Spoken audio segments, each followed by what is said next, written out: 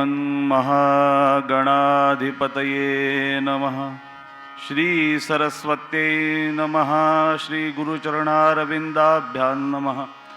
श्री माता पितृभ्यां नमः।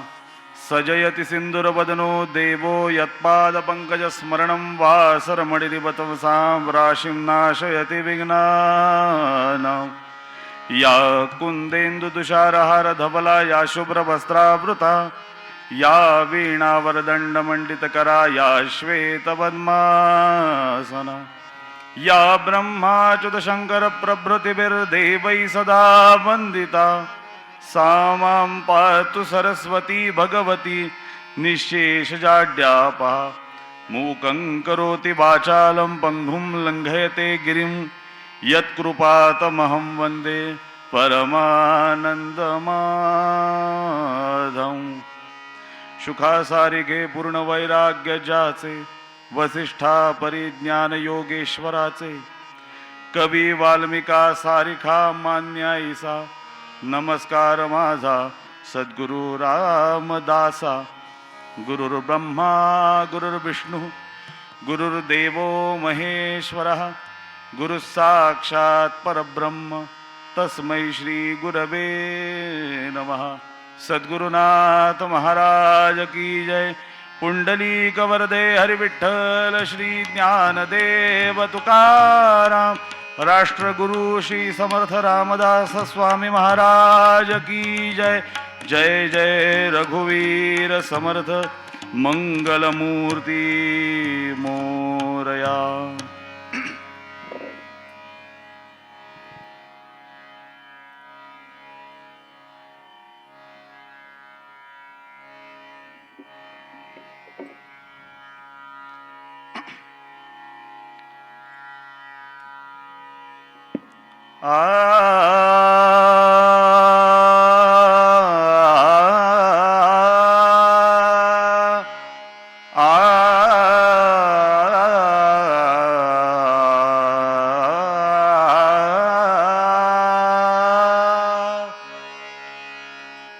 रामा हो जय रामा जय रामा रामा हो जय रामा जय रामा रामा हो जय रामा।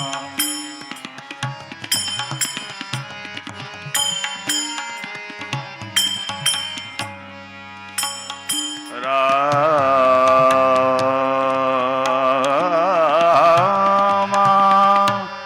रामा रामा रामा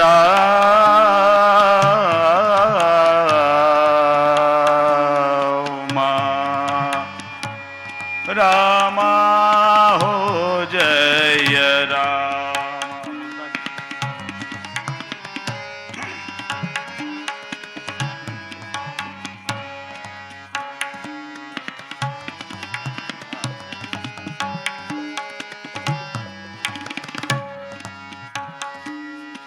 रामा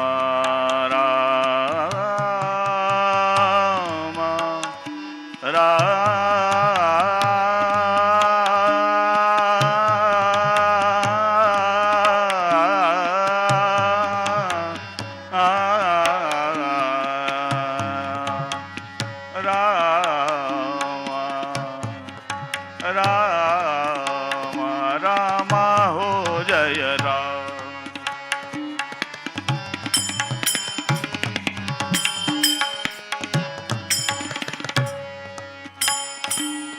रामा रामा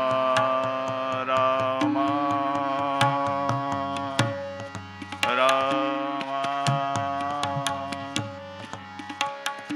नाथा हो दीन नाथा नाथा नाथा नाथा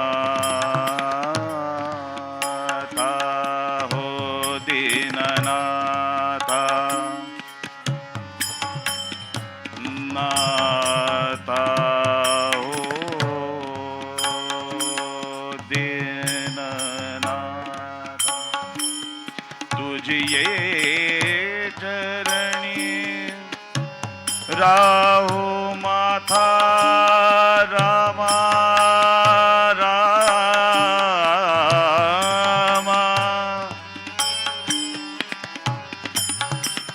तुझिये चरणी राहो माता रामा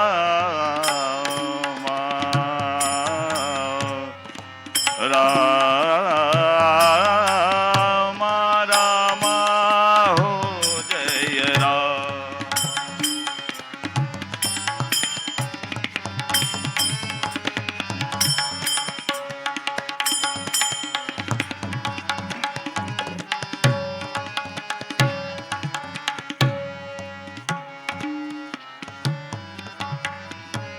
पतित पावना पूर्ण कामा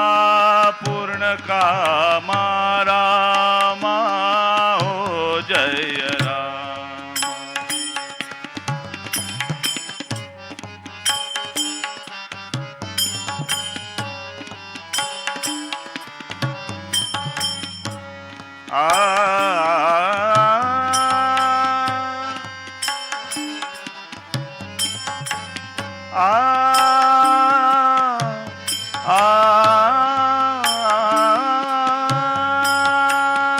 बंधु हो दीनबंधु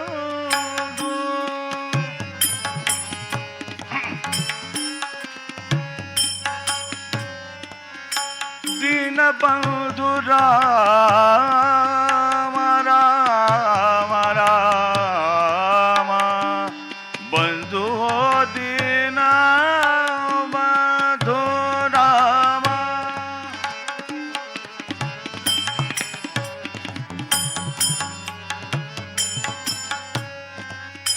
बंधु हो दीनबंधु रामदास मणे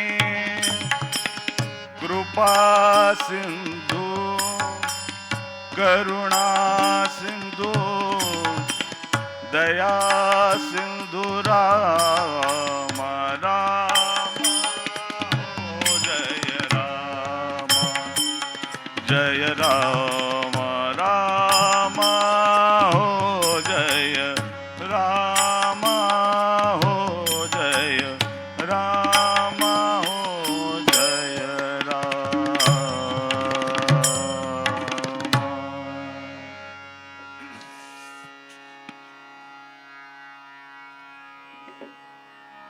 ये सद्गुरु राया कीर्तनी ये सद्गुरु राया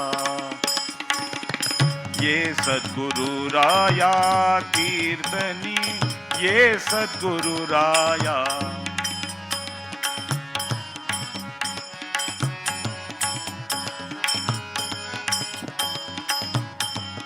सद्गुरु राया ये सद्गुरु राया कीर्तनी ये सद्गुरु राया मती मंद मी काहीच नेणे मती मंद मी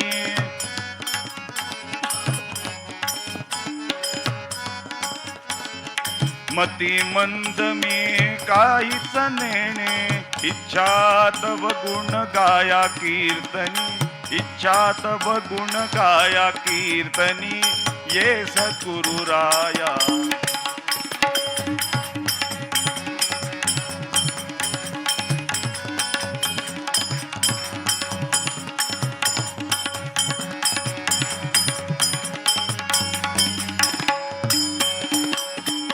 दीन दीन परी मनास वाटे दीन दीन परी मनास वाटे सांख्याथवा न्याया कीर्तनी सांख्याथवा न्याया कीर्तनी ये सद्गुरु राया ये सद्गुरु राया कीर्तनी ये सद्गुरु राया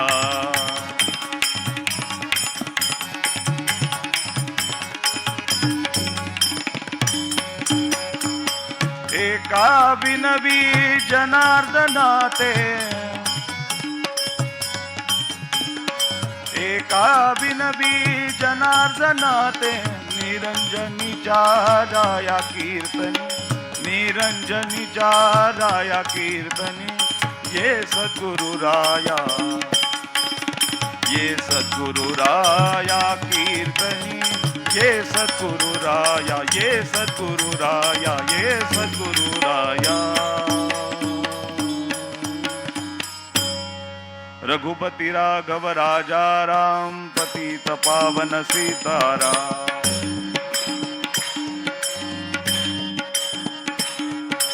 रघुपति राघव राजा राम, पतित पावन सीताराम।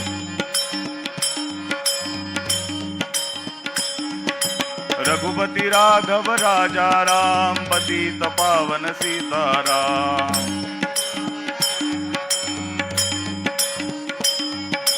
रघुपति राघव राजा राम, पतित पावन सीताराम। रघुपति राघव राजा राम, पतित पावन सीताराम। राजाधिराज रामचंद्र महाराज की जय। राष्ट्रगुरु श्री समर्थ रामदास स्वामी महाराज की जय। महारुद्र हनुमान की जय। अवधूत चिंतन श्री गुरुदेव दत्त श्री नृसिंह सरस्वती स्वामी महाराज की जय। जय जय रघुवीर समर्थ मंगलमूर्ती मोरया।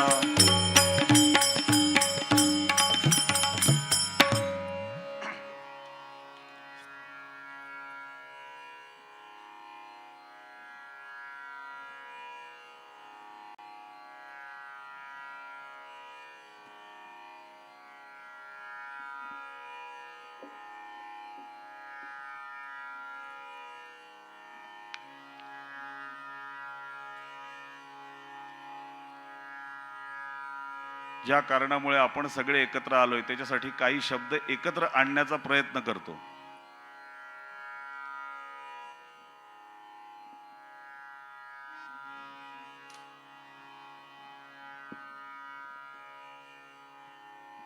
आत्माराम दासबोध असं म्हटलं, आत्माराम, त्याचं अखंड चिंतन जिथं घडतंय, त्याचं पारायण जिथं घडतंय, अशा परम पावन आणि समर्थांच्या पदस्पर्शाने पावन झालेल्या भूमीमध्ये आपण सगळे एकत्र जमलोय।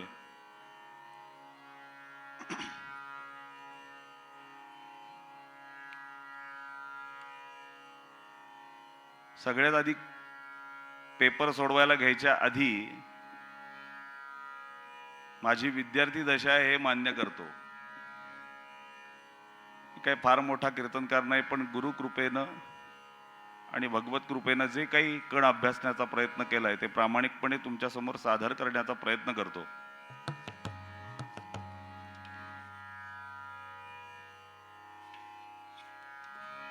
गेले 8-10 दिवस भागवत कथा, त्यात 2 सत्रात, त्यात 42 तापमान, कुरुक्षेत्र आणि प्रवास, या सगळ्याचा परिणाम आवाजावर झालेला आहे।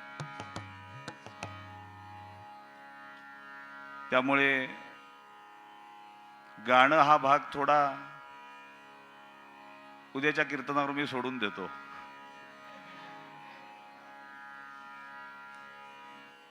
आणि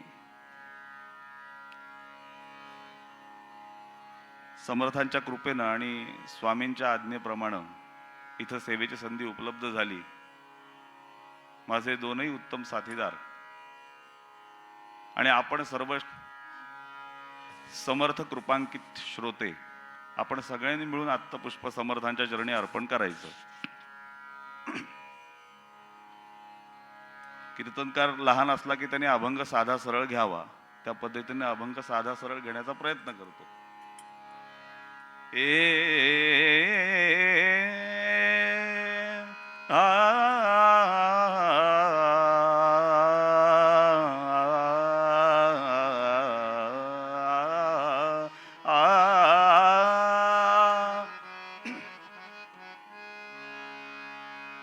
हेची थोर भक्ती आवडते देवा, हेची थोर भक्ती आवडते देवा, हेची थोर भक्ती आवडते देवा. संकल्पावी माया संसाराची, संकल्पावी माया संसाराची, ठेविले अनंते तैसेची राहावे.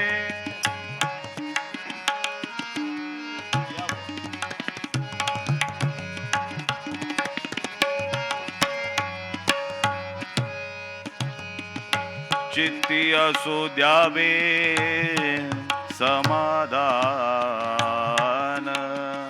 चित्ती असो द्यावे समाधान, समाधान, समाधान,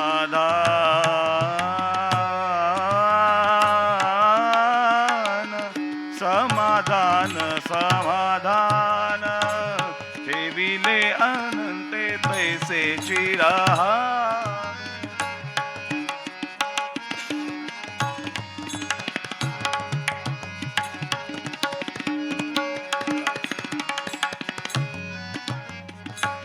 वाहिल्या उद्वेग दुःखची केवळ भोगणे, ते फळ संचिताचे, भोगणे ते फळ संचिताचे, ठेविले अनंते तैसेची राहावे.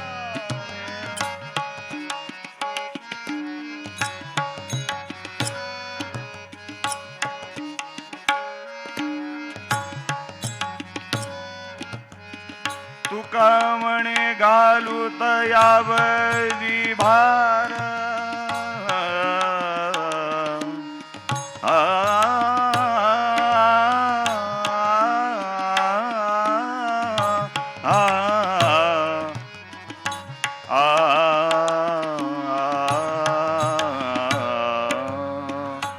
वाहू हा संसार देवा पायी, देवा पायी, ठेविले अनंते तैसेची राहावे, ठेविले अनंते तैसेची राहावे. चित्ती असो द्यावे समाधान, ठेविले अनंते तैसेची राहावे, ठेविले अनंते तैसेची राहावे, ठेविले अनंते तैसेची राहावे. गोपाल कृष्ण भगवान की जय. लोकाभिरामं रणरंगधीरं राजीवनेत्रं रघुवंशनाथं, कारुण्यरूपं करुणाकरन्तं श्रीरामचन्द्रं शरणं प्रपद्ये. राजाधिराज रामचंद्र महाराज की जय.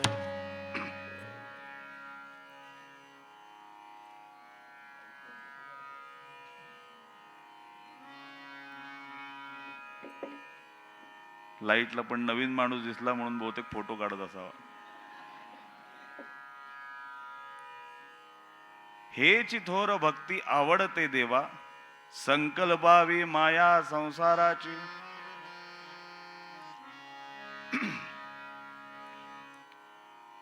देवाला काय आवडतं आणि देवाला कसं आवडतं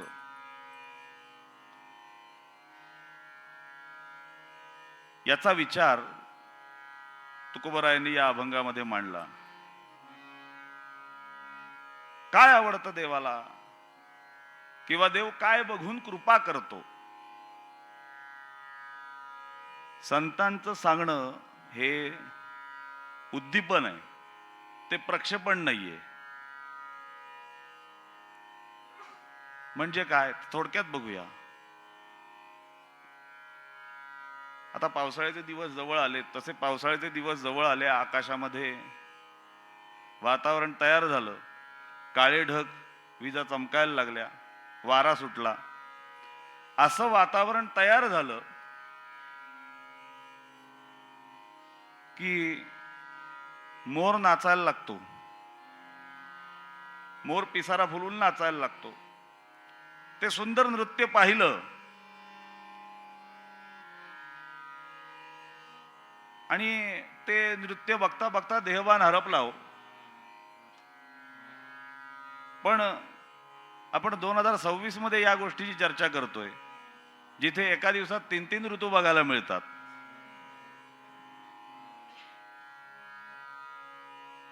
थोड्या वेळाने ते वातावरण बदललं, कडकडीत ऊन पडलं, मोर नाचायचा थांबला. आता मोर नाचायचा थांबल्यानंतर मग लक्षात आलं, आमचा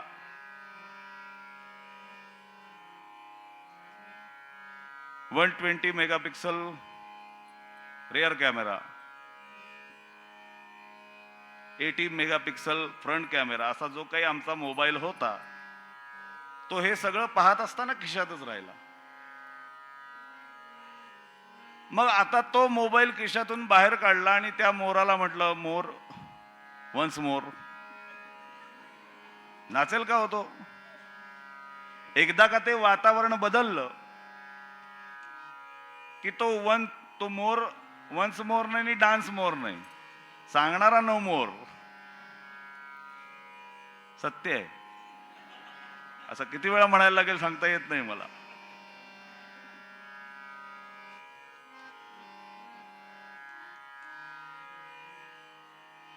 ते वातावरण बदललं की मोर जसा परत डान्स करत नाही, नाचत नाही. थोडक्यात म्हणजेच त्याला काय म्हणायचं, ते उद्दीपन आहे, ते प्रक्षेपण नाहीये. संतांचं सांगणं तसंच. ती परिस्थिती निर्माण झाली की संत उपदेश करून मोकळे होतात. पण उपदेश करताना सगळ्यात महत्वाची गोष्ट संतांकडे ही आहे की आधी त्या गोष्टींचं आचरण त्यांच्या जीवनामध्ये झालेलं आहे. काही जण असे चर्चा करत होते की काय आवडतं देवाला, देव काय बघून कृपा करतो. तर मग सांगायला सुरुवात केली. अनेक मित्र बसले होते. तो म्हणाला, देव आचरण बघून कृपा करतो. दुसरा म्हणाला, देव वय बघून कृपा करतो. तिसरा म्हणाला, देव विद्या बघून कृपा करतो. चौथा म्हणाला, आज जो काही केल्या मुद्दा जात नाही, त्या जात पाहून कृपा करतो. एक म्हणाला रूप बघून कृपा करतो. एक म्हणाला पुरुषार्थ बघून कृपा करतो. एक म्हणाला किती VIP आहे ते बघून कृपा करतो.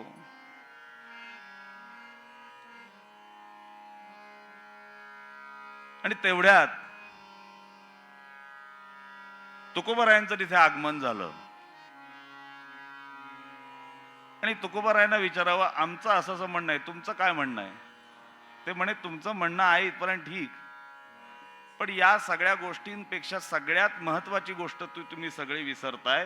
प्रसिद्ध श्लोक आहे, व्याधस्याचरणं ध्रुवस्य च वयोर विद्या गजेंद्रस्य का का जातिर्विदुरस्य यादवपते उग्रस्य किं पौरुषम कुब्जाया कमनीय रूपमपिकं किं तत्सुदाम्नो धनं भक्त्या तुष्यति केवलैर नतु गुणैर भक्ती प्रिय श्रीपती. या सगळ्या गोष्टी बघून कृपा करायची असती तर व्याधाचं असं काय आचरण होतं. अनेक जणांची हत्या त्याच्या हातून घडली होती. मग त्याच्यावर कृपा करायचं कारण काय. वय बघून कृपा करत असेल तर ध्रुवाचा असं किती वय होतो, 7 ते 8 वर्षाचं वय, पण या वयात ही कृपा केली. एकदा का भक्त या पदवीला गेला मनुष्य की बाल वयात जे साध्य करतो ते बाल जायला आले तरी होत नाही. कळलं तर बघा, नाही तर द्या सोडून, काय आपला फरक पडतोय.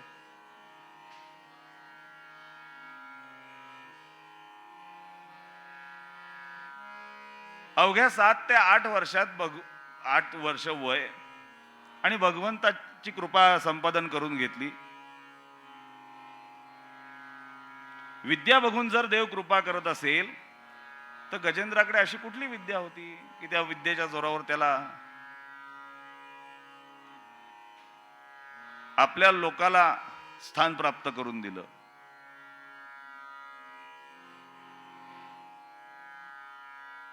जाती बघून कृपा करत असेल तर विदुर हे दासीपुत्र असलेले पण सबसो ऊची प्रेम सगाई दुर्योधन के मेवा त्यागे विदुर की कनिया पावे ऐसी प्रीती बढ़ी वृंदावन गोपिया नाच नचाई. विदुरांवर कृपा केली. विदुरानं कण्या वाढल्या तरी चालतील. आता तो कण्या वाढणार आहे का?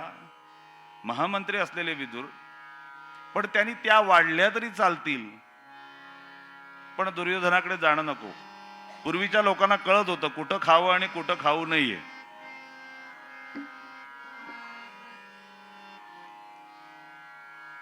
संपलं वाक्य माझं, पुढचं घ्या तुम्ही समजून.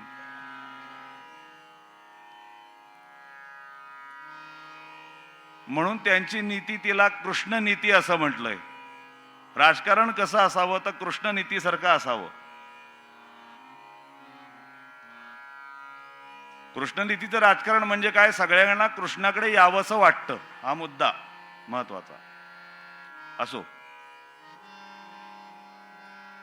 म्हणे पुरुषार्थ बघून जर कृपा करत असेल तर उग्रसेनाला त्याच्या मुलानंच तुरुंगात टाकला होता, तरी त्याच्यावरती कृपा केली. रूप बघून कृपा करत असेल तर कुब्जा, तिच्यावर भगवंताने कृपा केली.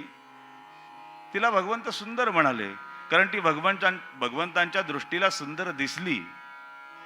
आणि एवढंच नव्हे, तिने भगवंतांना सुंदर बनवलं म्हणून कदाचित ती आधीच सुंदर वाटली असेल. रूप बघून कृपा करतो तर कुब्जा अशी काय दिसायला सुंदर होती? कुरूप असलेली, 3 ठिकाणी वाकडी असलेली. तिनं म्हणावं, अरे अशी मी वाकडी आहे 3 ठिकाणी, मी दिसायला कुरूप आहे. कृष्ण म्हणाला, मी सरळ असून सुद्धा वाकडा उभा राहतो. त्रिभंगी देहुडा ठाण मांडोनिया माये कल्पद्रुमातळी वेणू वाजवित आहे. देहुडा चरणी वाजवितो वेणू गोपिकार म्हणू स्वामी माझा. तिला सुंदर बनवलंच, पण मुळात सुंदर नव्हती तरी सुद्धा तिच्यावरती कृपा केली. धन बघून कृपा करत असेल तर त्याच्या सख्याकडे, मित्राकडे काय असं धन होतं? बाकीच्यांच्या घरी वर्षातून 24 एकादशा होतात, त्याच्याकडे रोज व्हायची. बाकीच्यांना ते रेडियमचं तारांगण लावायला लागायचं, घरात लागतं, म्हणजे लाईट बंद झाली की ते तारांगण दिसेल. पण त्याला अंतरुणावर पडल्या पडल्या ते दिसायचं. चंद्रमौळी झोपडी त्याची. पण कधी कुणाकडे काही मागितलं नाही. अयाचित वृत्तीनं राहणारा हा भगवंताचा भक्त पण आणि भगवंताचा सखा पण. त्याच्याकडे असं काय धन होतं, पण त्याच्यावरती कृपा केली. बरोबंतांनी वर्णन केल्याप्रमाणे, ऋण तरी मुठभर पोहे त्याच्या व्याजात हेमनगरीती मुदलात मुक्ती देणे ही कोण्या साहुकारीची रीती. कुठेच सावकार बघितला नाही असा. मुदलात मुक्ती देणे, तुम्हाला असा कुठे दिसला तर सांगा. कीर्तनकारांसाठी काहीतरी चांगलं करावं असा माझा विचार आहे. असा सावकार मिळाला तर मला सांगा, घेऊ त्याच्याकडनं आपण कीर्तनकारांच्या कल्याणासाठी, भक्तांच्या कल्याणासाठी. पण नाही हो, असा एकच तो मुठभर पोह्यासाठी दिली का सुवर्ण नगरी कोणी, असं वर्णन आहे. तुकोबाराय म्हणाले यातलं काही बघत नाही रे, भक्तिप्रिय श्रीपती. देवाला फक्त त्याची भक्ती केलेली आवडते. हे चिथोर भक्ती आवडते देवा, संकल्पावी माया संसाराची. मग तुकोबा कुठली भक्ती आवडते? संकल्पावी माया संसाराची, हे चिथोर भक्ती आवडते देवा. कुठल्याही संतांनी प्रपंच करू नका, संसार करू नका असं सांगितलं का? नाही सांगितलं. समर्थाने सुद्धा आधी प्रपंच करावा नेटका, कसं तरी जमतंय तसं करू असं नाही. पण या सगळ्या गोष्टी सध्या जमत नसल्यामुळे सगळेच होत करू, होईल तेवढं करू, होत करू. पण असं कधी संतांनी मानलं नाही. ते नेटकच असलं पाहिजे. प्रपंची असावे सुवर्ण, परमार्थी पंचीकरण.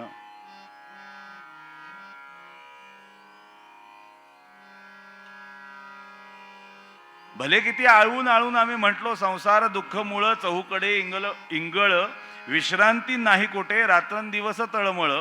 तरी सुद्धा रात्रंदिवस तळमळ तो चांगला करण्यासाठीच आहे.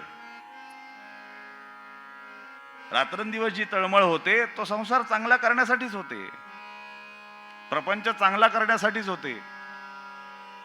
पण इथे तुकोबाराय बोलतायत की प्रपंच जितका चांगला करण्यासाठी धडपडताना तितकाच परमार्थ चांगला करण्यासाठी होणारी धडपड जी आहे ती महत्वाची. आणि ती धडपड देवाला आवडते. आपण कोण भक्ती करणार आहे? आपल्याकडून तो भक्ती करवून घेतो. आणि आज गुरुवार आहे म्हणून विधान करतो. गुरु आपल्याकडून ती करून घेतात.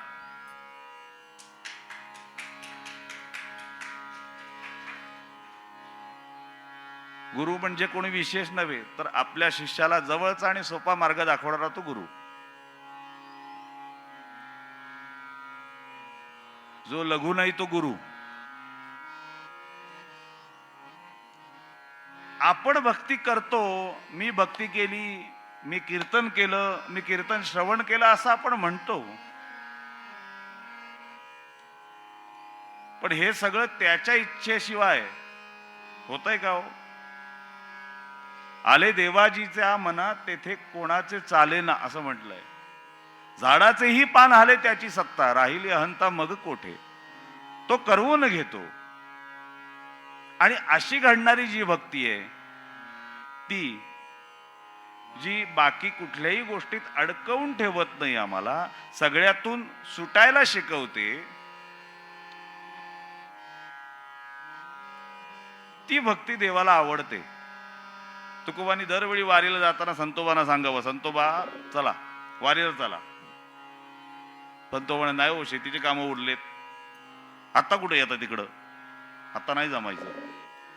ठीक आहे, तुकोबांनी निघून जावं. पुढच्या वर्षी आले, तुकोबा चला, संतोबा चला. नाही हो, पोरगी आली या घरी, यंदा वारीला नाही जमायचं. ठीक आहे.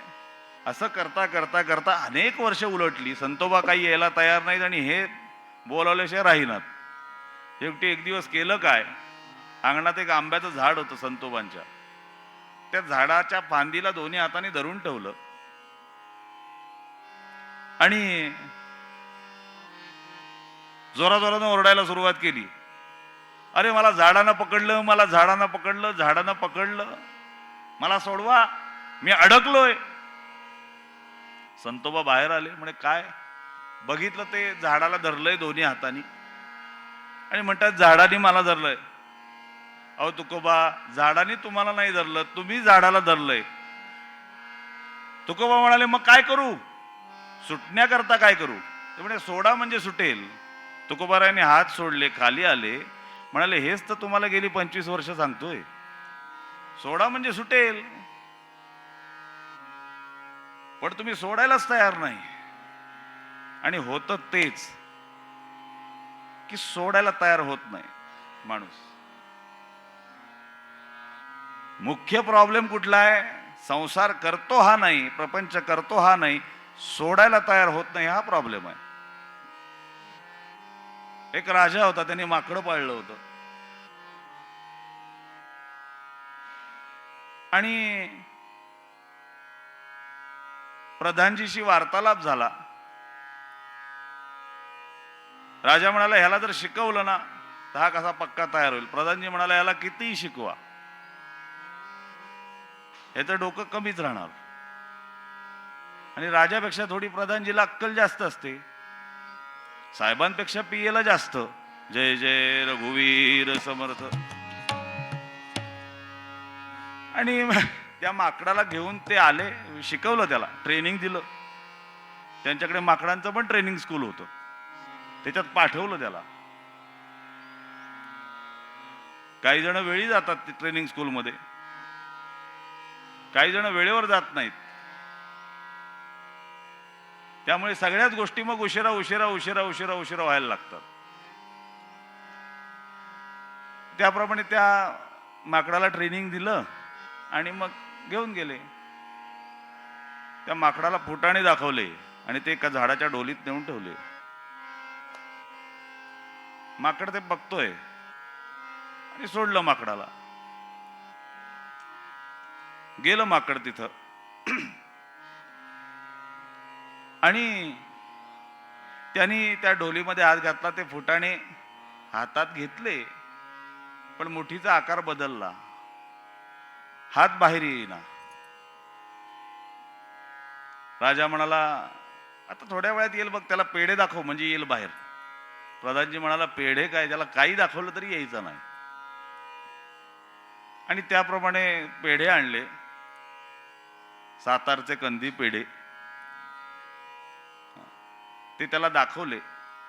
अरे बघ, हे किती चांगलं आहे, काय 4 फुटाण्या करता, ताड भरून पेढे तुझ्या करतायत. आता हे माकडाला कळतं का? त्याला ट्रेनिंग दिलं होतं, विचारायचं नाही अजिबात, कळतं का म्हणून. बघ, हे तुझ्या करतायत, हे चांगले आहेत, घे. पण तो येई ना हो. प्रधानजी म्हणाला, सांगितलं होतं ना तुम्हाला, सोडणं ही वृत्ती नाही त्याची. त्यांनी सोडलं तर याला हे पेढे मिळणार आहेत की नाही? पण परमार्थाचे गोड पेढे चाखायचेच नाहीत म्हटल्यानंतर मनुष्य प्रपंच रूपी फुटाण्यामध्ये अडकून राहतो. पुण्यावरनं 120 किलोमीटर मी काय तुम्हाला माकडाची गोष्ट सांगायला नक्की आलेला नाही, आपलीच गोष्ट आहे. फक्त आपल्याला वाईट वाटू नये म्हणून माकड घेतला मध्ये, म्हणजे तुम्हालाही वाटू नये, यांनाही वाटू नये, मलाही वाटू नये. सोडायला तयार होत नाही, पकडून धरतो. कारण माणसाची वृत्ती काय आहे? संग्रह करणं. संग्रह करणं ही माणसाची वृत्ती आहे. आणि काय अवस्था आहे? सर्व संग्रहाचा वत्सा नाश हाच अंत. संग्रह करून ठेवला की ते संपणारच आहे, त्याचा नाशच होणार आहे. आणि याचं वर्णन त्या वाल्मिकीनेही करून ठेवलं आणि आधुनिक वाल्मिकीनेही करून ठेवलं. कधीतरी जे जाणार आहे ते पोचण्याकरता कुठल्या तरी गोष्टीचा संग्रह करून ठेवणं ही जी माणसाची वृत्ती आहे, हा जो माणसाचा स्वभाव आहे, तुकोबाराय म्हणाले, संकल्पावी माया, सोडून द्यावी.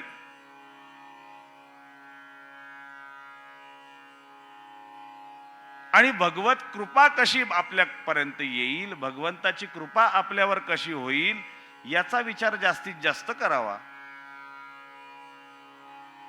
सोडण्याची तयारी ज्याची आहे त्याच्यावर देव निश्चित कृपा करतो.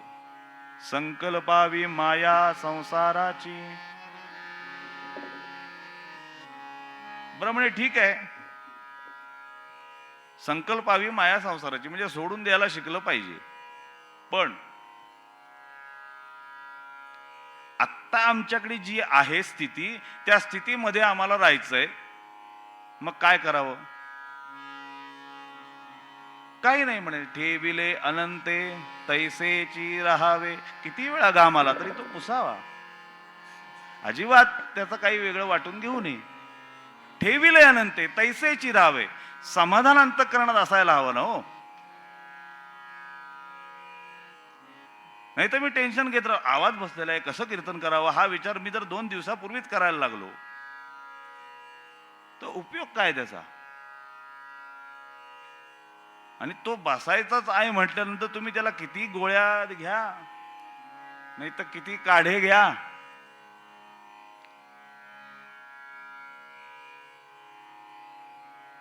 त्याचा काही उपयोग नसतोच. त्यांना जशी करून घ्यायची सेवा ते तशी करून घेणार हे निश्चित. सांगायचा मुद्दा, ठेविले अनंते तैसेची राहावे, चित्ती असो द्यावे समाधान. एरवी ठेवतो माणूस, पण समजा एक उदाहरण सांगतो. काय तुमच्यासारख्या एखाद्याला माझं कीर्तन आवडलं आणि त्यांनी परदेशात माझं कीर्तन ठेवलं. चला परदेशात बुवा, आणि म्हणून त्यांनी सगळं ते पासपोर्ट विजा वगैरे सगळं झालं आणि निघालो. मी एअरपोर्टवर गेलो, चेक इनच्या इथं त्यांनी सांगितलं, द्या ते पासपोर्ट द्या तुमचा. खिशात हात घातला, पासपोर्ट नाही. आता पासपोर्ट माझ्याकडे नाही आता म्हटल्यानंतर मला जाता येणार नाही. मग अशा वेळेला तुकोबारायांचे हे शब्द मी लक्षात ठेवीन, ठेविले अनंते तैसेची राहावे. नाही, अशा वेळेला बेचैन व्हायला होतं की नाही. ज्या अर्थी आत्ता माझ्याजवळ माझा पासपोर्ट नाही आणि मी घरी जाऊन आणायचा म्हटला तर या फ्लाईटनी मी जाऊ शकत नाही, कारण अख्खं फ्लाईट माझ्याकरता कोण थांबवणार. त्यामुळे त्याच्यापेक्षा असं करा, फ्लाईट तुमच्याकडे थांबवणार, तुम्ही ऑनलाईन कीर्तन करा, ते आम्ही ऑनलाईन ऐकू, ते परवडेबल आहे त्याला, तो तेवढ्या करता कशाला थांब. पण अशा वेळी मी म्हटलं नाही, इच्छा, माझ्या सद्गुरूंची इच्छा नाही की मी आत्ता परदेशात जावं. असा विचार करतो का हो मी? असा विचार नाही करत. मग अशी म्हटलं ना, आपल्याला संग्रह करण्याची वृत्ती आहे, संग्रह करत राहतो आपण. पण एखादी गोष्ट हातातून निसटून गेली तर तेवढी सहन होत नाही. कशी? दृष्टांत लगेच. मी काय फार अवघड बोलणारा बुवा नाही, त्यामुळे साधं सोपं बोलतो आणि अवघड बोलून ते मलाच पचायला हवं परत, हा मुद्दा आहे. तर एक उंदीर होता, तो आला आणि त्याच्या घरातनं एंट्री करताना त्यांनी बघितलं, कारण त्याचं घर जे होतं ते घर होतं गोडाऊनमध्ये शेतकऱ्याच्या. आणि बघितलं शेतकऱ्याने गाजरं आणलेली आहेत. तो म्हणाला, झालं, बरंच झालं, आता पाऊस सुरू होईल, अधिक महिना नुकताच संपलाय, आता काय करावं, ती गाजरं आत नेऊन ठेवावीत, म्हणजे या वर्षभराची चिंता मिटेल. म्हणून एक एक गाजर आत आणून ठेवायचं. आता गाजर हा विषय किती दिवस राहील? जास्तीत जास्त किती दिवस? 2 वर्ष? 2 तास? प्रसाद झालाय ना सगळ्यांचा? 8 दिवस, 10 दिवस, 15 दिवस, फार फार तर 20-22 दिवस. ह्याच्यापेक्षा जास्त दिवस गाजर राहील का? फ्रीज शिवाय म्हणतोय नाही. आता म्हणे काय करावं, पण यांनी गाजरं आणून ठेवली. 4 महिने टेन्शन नाही म्हणाला, 4 महिने गाजरं आपल्याला पुरतील, म्हणून त्याने एक एक गाजरं आत आणून ठेवली.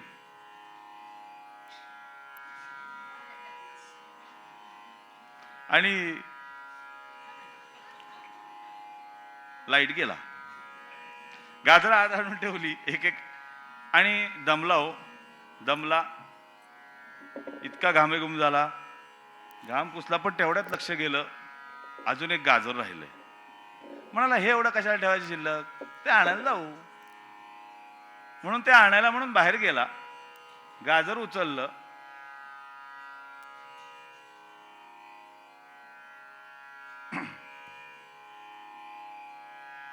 गाजर उचललं आणि आता फक्त वरती बघितलं तर समोर वदनी कवळ घेता नाम घ्या श्री हरीचे.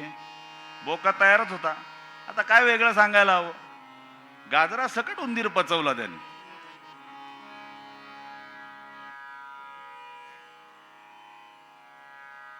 असंच होतं. 25चं पॅकेज, 50चं पॅकेज, 40चं पॅकेज, हे पॅकेज पॅकेज पॅकेज जमवताना कधी पॅकेटमध्ये जायची वेळ येते कळत नाही, काळरूपी.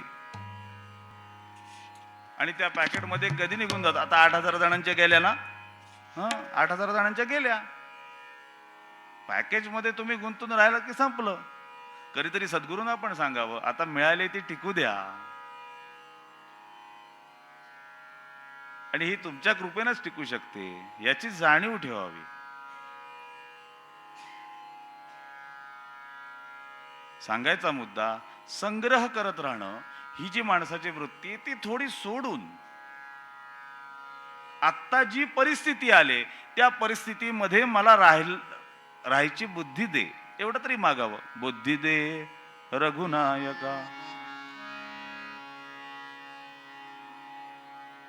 कारण कधीतरी हे शरीर जाणारच आहे की नाही. मग योग्य असं ते करायला हवं. ते आमच्याकडून घडत नाही. समर्थांनी सुद्धा शब्द केला, जन्मा आली याचे फळ काही करावे सुफळ, येन करिता निर्फळ भूमी भार होय. बस, खायला काळ आणि भुईला भार असे पुष्कळ आहेत सध्या. पण त्याचं काय करायचं ते ठरवतील रामराय.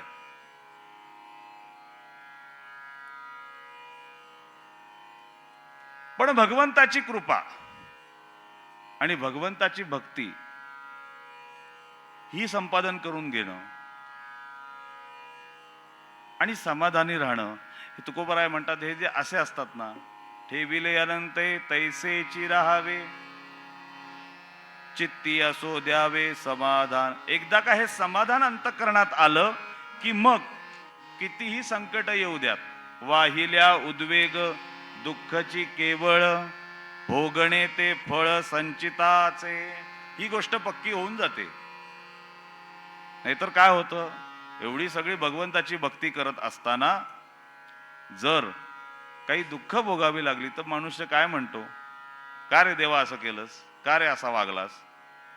पण चांगलं केलं तर तेवढ्याच प्रेमानं म्हणतो का त्याला, देवा हे सगळं तुझ्या इच्छेनं झालं, हे सगळं तुझ्यामुळे झालं, हे सगळं तू केलंस असं म्हणतो का. पण वाईट काही भोगणं आलं की लगेच देवाची आठवण होते. कारण अवस्था ती आहे. दुःख में सुमिरन सब करे, सुख में करे न कोय, पर जो सुख में सुमिरन करे तो दुःख कहां से होय. पण मनुष्याचं तसं नाही. ती दुःख आलं की देवा बघ बाबा. एकाला असं दुःख आलं, पण अंतःकरणात जी वृत्ती असायला हवी ती वृत्ती होत नाही. बाकी सगळ्यात गोष्टीत अडकलं, प्रपंचात अडकलाय, मुलं बाळ हे सगळं या सगळ्यात अडकलाय. गजेंद्राची कथा तीच सांगते आम्हाला की तो सगळीकडे अडकलाय.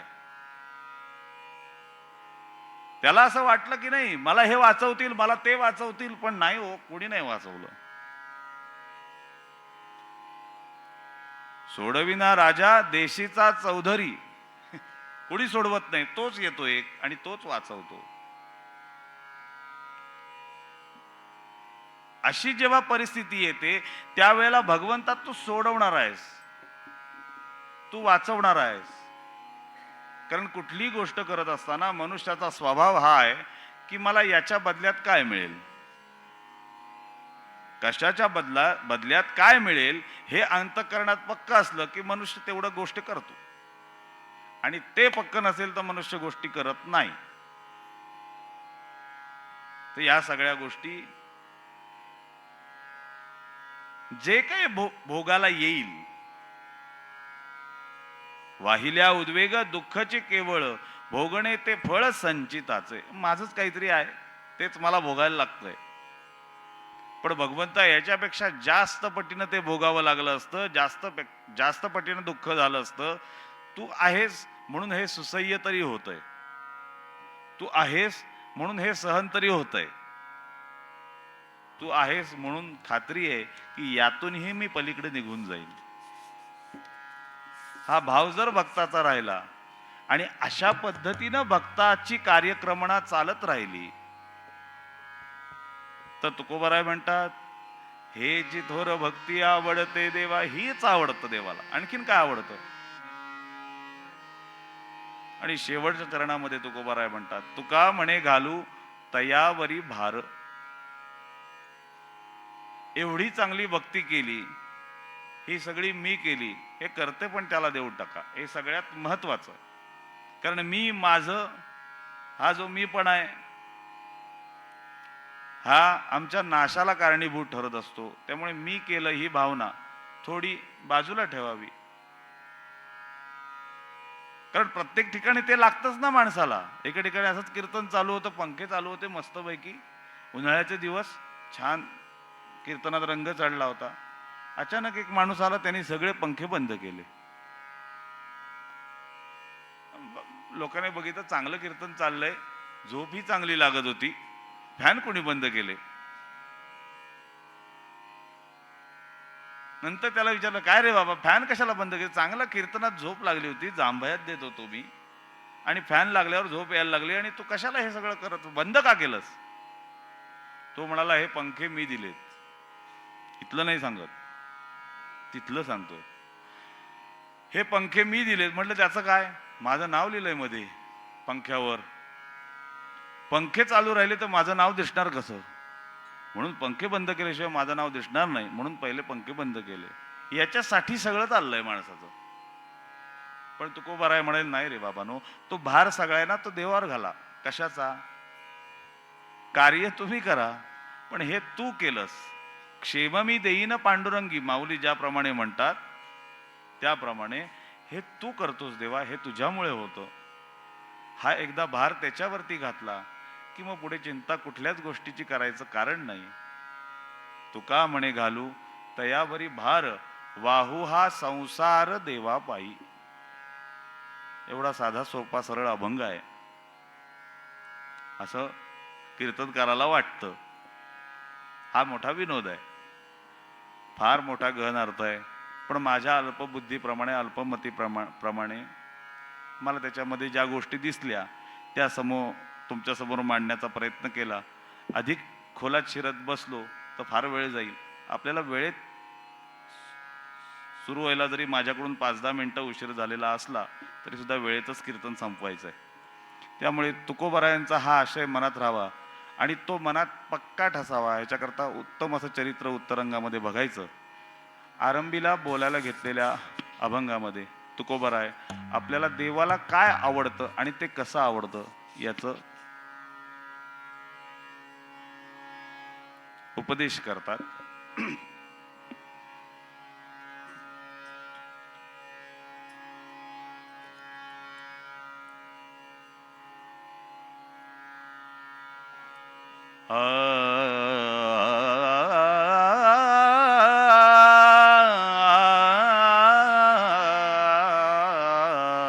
हेची थोर भक्ती आवडते देवा, हेची थोर भक्ती आवडते देवा. संकल्पावी माया संसाराची, संकल्पावी माया संसाराची, संसाराची संसाराची संसारा. ठेविले अनंते तैसे चिरहावे, ठेविले अनंते तैसे चिरहावे.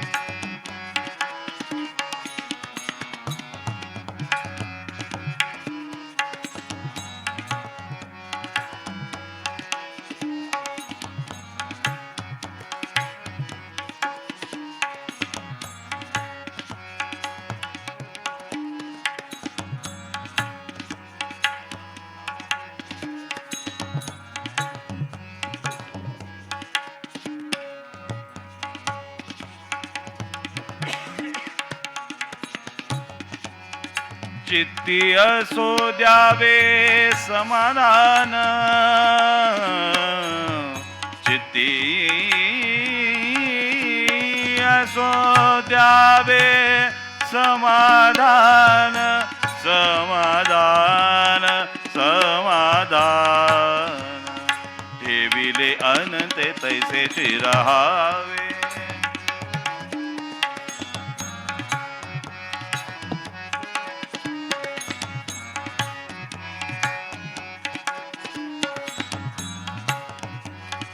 चित्ती असो द्यावे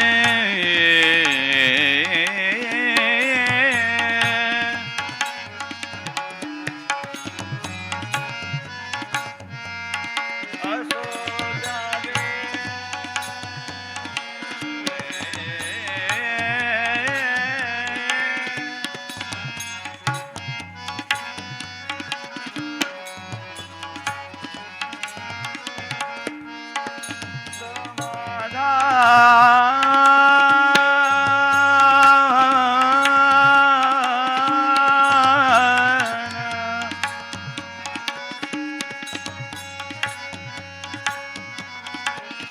समाधान,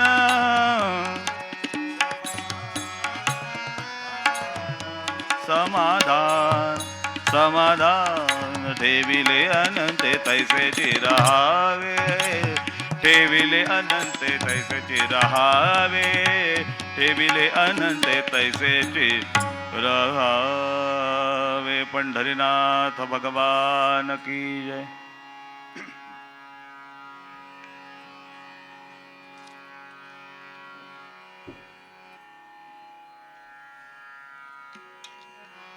मध्यंतराला भजन करू आणि मग उत्तर भागाकडे वळायचं.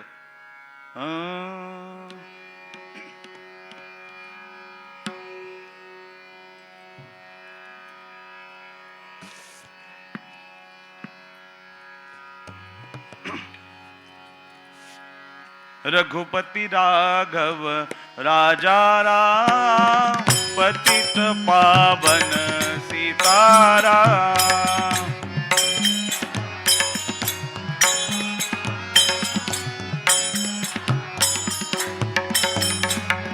रघुपती राघव राजा राम, पतित पावन सीताराम,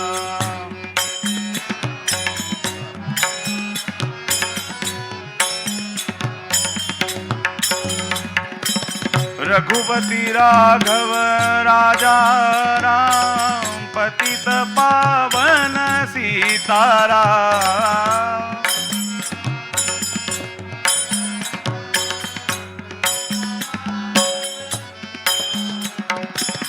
रघुपती राघव राजा राम, पतित पावन सीताराम,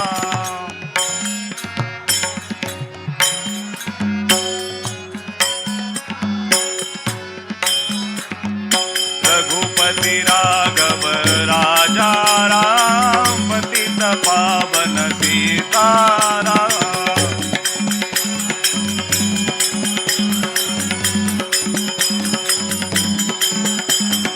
रघुपती राघव राजा राम, पतित पावन सीताराम,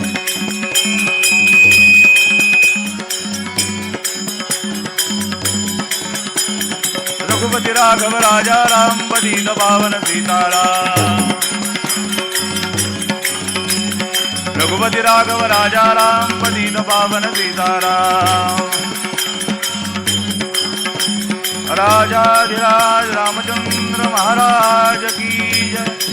जय जय रघुवीर समर्थ मंगल मूर्ती मोरया.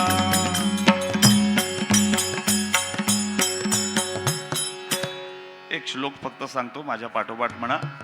श्री कृष्ण गोविंद हरे मुरारे, हे नाथ नारायण वासुदेव,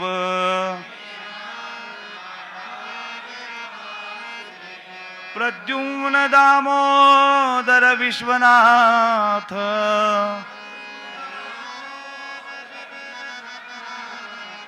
मुकुंद विष्णु भगवं नमस्ते।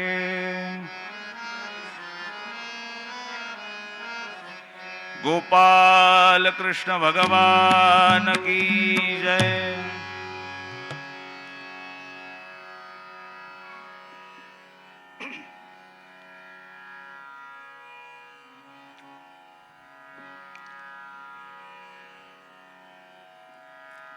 तिघांची चर्चा चालली, काय करावं, आणि इतक्यात त्याला येताना बघितलं आणि आनंद झाला आणि ती चौकडी तयार झाली। त्या चौकडीला चांडाळ चौकडी असं म्हणतात। आता असं म्हणावं का? आता होते ते तसले म्हटल्यानंतर त्यांना म्हटल्याशिवाय कसं कळेल?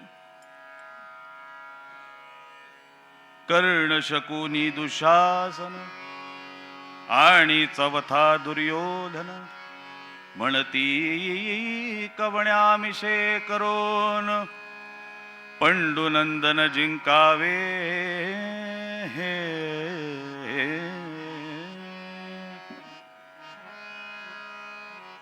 ते काय नाही म्हणाला, मला विजय मिळाला पाहिजे। असा कसा विजय मिळाला पाहिजे तुला? शकुनी म्हणाला विजय मिळाला पाहिजे म्हणजे काय असं सोपं आहे होय? विजय मिळाला पाहिजे नुसतं 4 जणांना एकत्र घेतलं की विजय मिळतो? काहीतरी चांगली कामं करावी लागतील का नाही?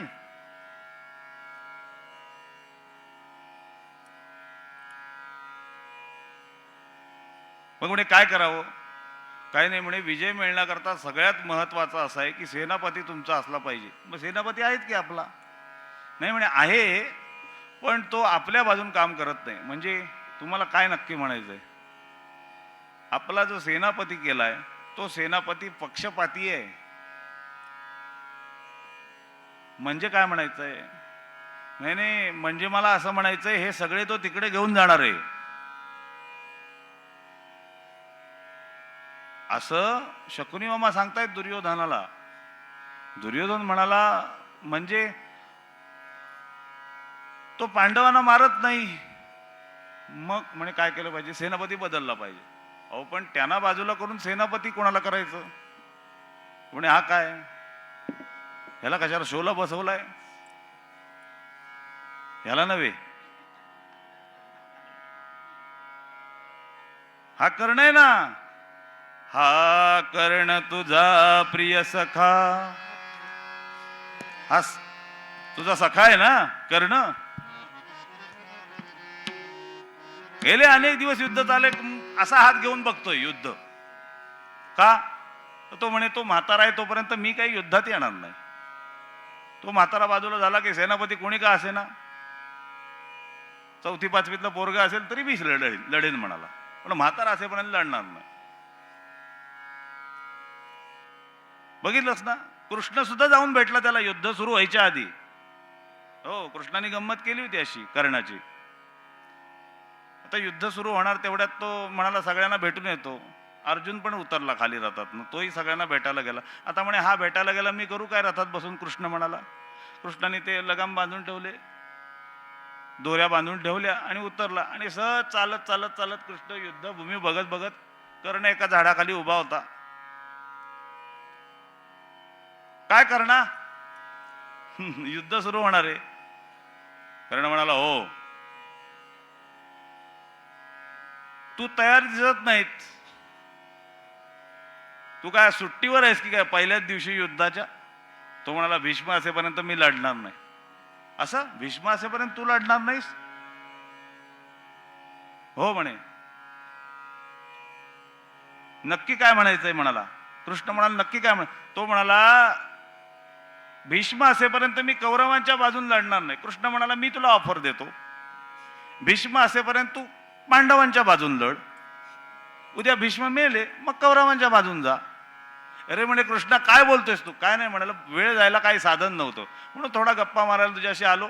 म्हटलं जर सहज येता येता डील जर एखादं ठरलंच इकडचं तेल तिकडं कसं पाठवता येईल.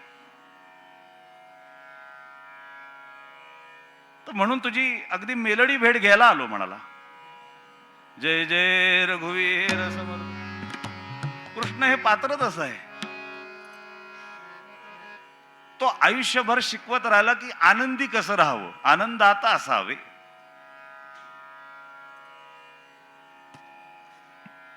राम आणि कृष्ण या दोन अवतारांनी आम्हाला खूप काही शिकवून ठेवलंय. कृष्णाने शिकवलं प्रत्येक वेळेला आनंदी कसं राहावं, आनंदात कसं असावं प्रत्येक प्रसंगामध्ये. आणि प्रत्येक प्रसंगाला गांभीर्य सुद्धा किती असावं. महाधीर गंभीर पूर्ण प्रतापी. गंभीर म्हणजे अगदी गौतम इतका नको. हो, गेला उन्हात, उद्याचा विनोद गेला. सांगायचा मुद्दा, गंभीर किती असावं, गांभीर्य किती असावं की पुढे जो प्रताप करायचा आहे त्याच्यासाठी काही कमीपणा येता कामा नये. तो तितक्याच ताकदीचा असला पाहिजे. त्याचं गांभीर्य राम आम्हाला शिकवतो. तो म्हणाला सेनापती बदलला पाहिजे. हे हा कर्णाला कर सेनापती. ठीक आहे म्हणाला, पण मला काही चर्चा करावी लागेल.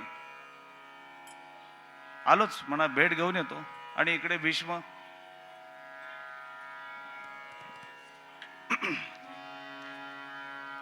शिबिरातून इकडे तिकडे फेऱ्या घालत होते आणि चेहऱ्यावरती एक वेगळं समाधान आहे. श्री कृष्ण गोविंद हरे मुरारे, हे नाथ नारायण वासुदेव, प्रद्युम्न दामोदर विश्वनाथ, मुकुंद विष्णु भगवन नमस्ते, मुकुंद विष्णु भगवन नमस्ते.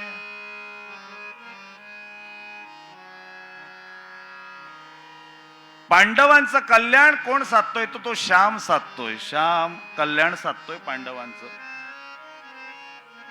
आणि खऱ्या अर्थानं आपल्या जीवनामध्ये काय प्राप्त करून घ्यायचं असतं, संकल्प हवी माया संसाराची. आयुष्यभरात हे पांडव अगदी पक्के शिकलेत. आणि महत्वाची गोष्ट ते शिकलेत, ठेविले अनंते तैसेची राहावे, चित्ती असो द्यावे समाधान. मला बाण चालवायचं आहे ना, कोणावर चालवायचं आहे? पितामहांवर. चालवूया.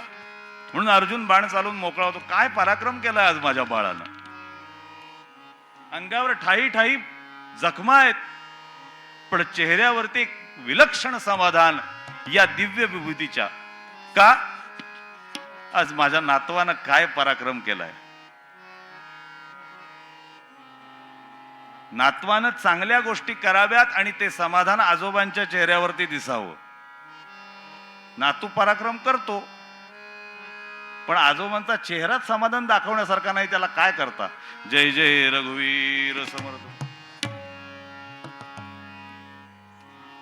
समाधान आहे चेहऱ्यावरती, आनंदी आहेत. पण हे आनंदात ते चाललेले सूर त्याला कुठं बघवत आहेत? दुर्योधनाला. तो आला आणि पितामह पितामह यांचं मुखानं श्री कृष्ण गोविंद हरे. आणि अचानक बघितलं, कोण? दुर्योधना, तू आत्ता यावेळी इथं काय येण्याचं कारण काय? तो म्हणाला, मला काय बोलायचं आहे. बोल बोल, काय बोलायचं? तो म्हणाला, उद्याच्या दिवसात पांडव संपले पाहिजेत. उद्याच्या दिवसात पांडव संपले पाहिजेत? हो हो म्हणाला, उद्याच्या दिवसात पांडव संपले पाहिजेत. अरे, पांडवांना संपवणं, जय मिळवणं माझ्या हातचं आहे असं तुला वाटतं?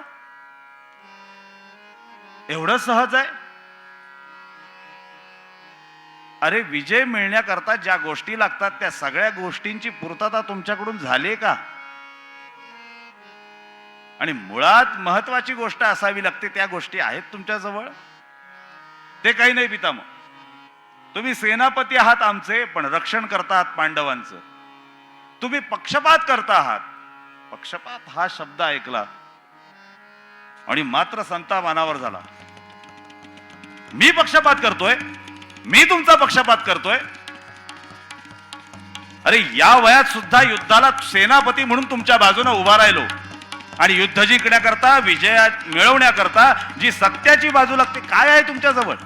आठव आठव, आतापर्यंत केलेली तुझी कर्म आठव. अरे त्या भीमाला खिरीत विष घालून मारण्याचा प्रयत्न केलास, ते जमलं नाही म्हणून लाक्षागृहात सगळ्या पांडवांना जाळून मारण्याचा प्रयत्न केला. त्यांचं वैभव तुम्हाला बघवलं नाही म्हणून वनवासाला पाठवलं, आणि हे जमलं नाही म्हणून त्या शकुनीच्या नादानं दूत खेळून त्याला पराभूत केलं कपटानं. आणि कुरुवंशाचा स्वाभिमान असणारी ती द्रौपदी भर सभेत उभी केली होती त्याला दुःशासनानं. जय मिळवण्याकरता जी महत्वाची बाजू लागते सत्याची, काय आहे काय तुझ्याजवळ? आणि जर असंच वाटत असेल या उपरही तुम्हाला विजय मिळवणं शक्य आहे, तर मी तुझ्या मार्गातून बाजूला होतो. उद्या कोणाला करायचंय त्याला सेनापती कर. आजोबा तसं नाही, मला काय म्हणायचंय, मला असं म्हणायचं नाही, पण पांडव असं म्हणतात. काय म्हणतात पांडव? काय म्हणतात पांडव? पांडव असं म्हणतात की भीष्म आता थकलेत, अर्जुनाशी मुकाबला करायला द्या. अर्जुन काय ऐकणार आहे? आता त्यांचं वय झालं, त्यांनी जपमाळ घ्यावी आणि जप करत बसावं असं म्हणतात. मला म्हातारा म्हणतात पांडव. मग या म्हाताऱ्याचा पराक्रम काय तो उद्या दाखवतोच. म्हणे काय दाखवणार? तो म्हणे उद्या दिसेलच तुला. आणि असं म्हणून दुर्योधन निघाला, पण म्हणाला हे इथपर्यंत ठीक आहे.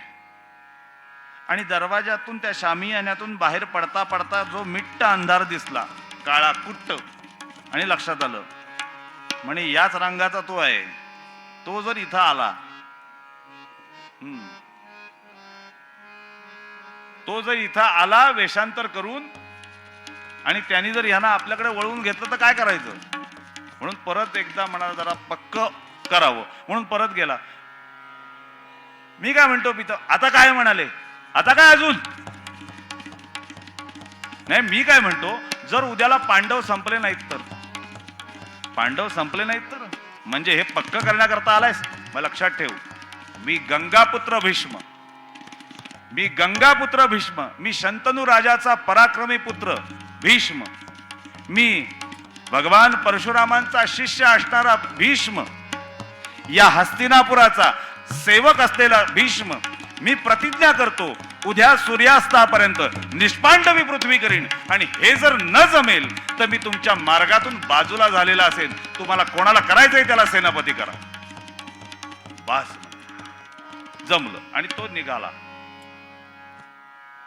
त्याला वाटलं कोणीच ऐकलं नाही, पण भगवान गोपाल कृष्ण इतक्या बेमालूमपणे हे युद्ध लढत होते. या भीष्मांच्या द्वारावरती जो द्वारपाल होता,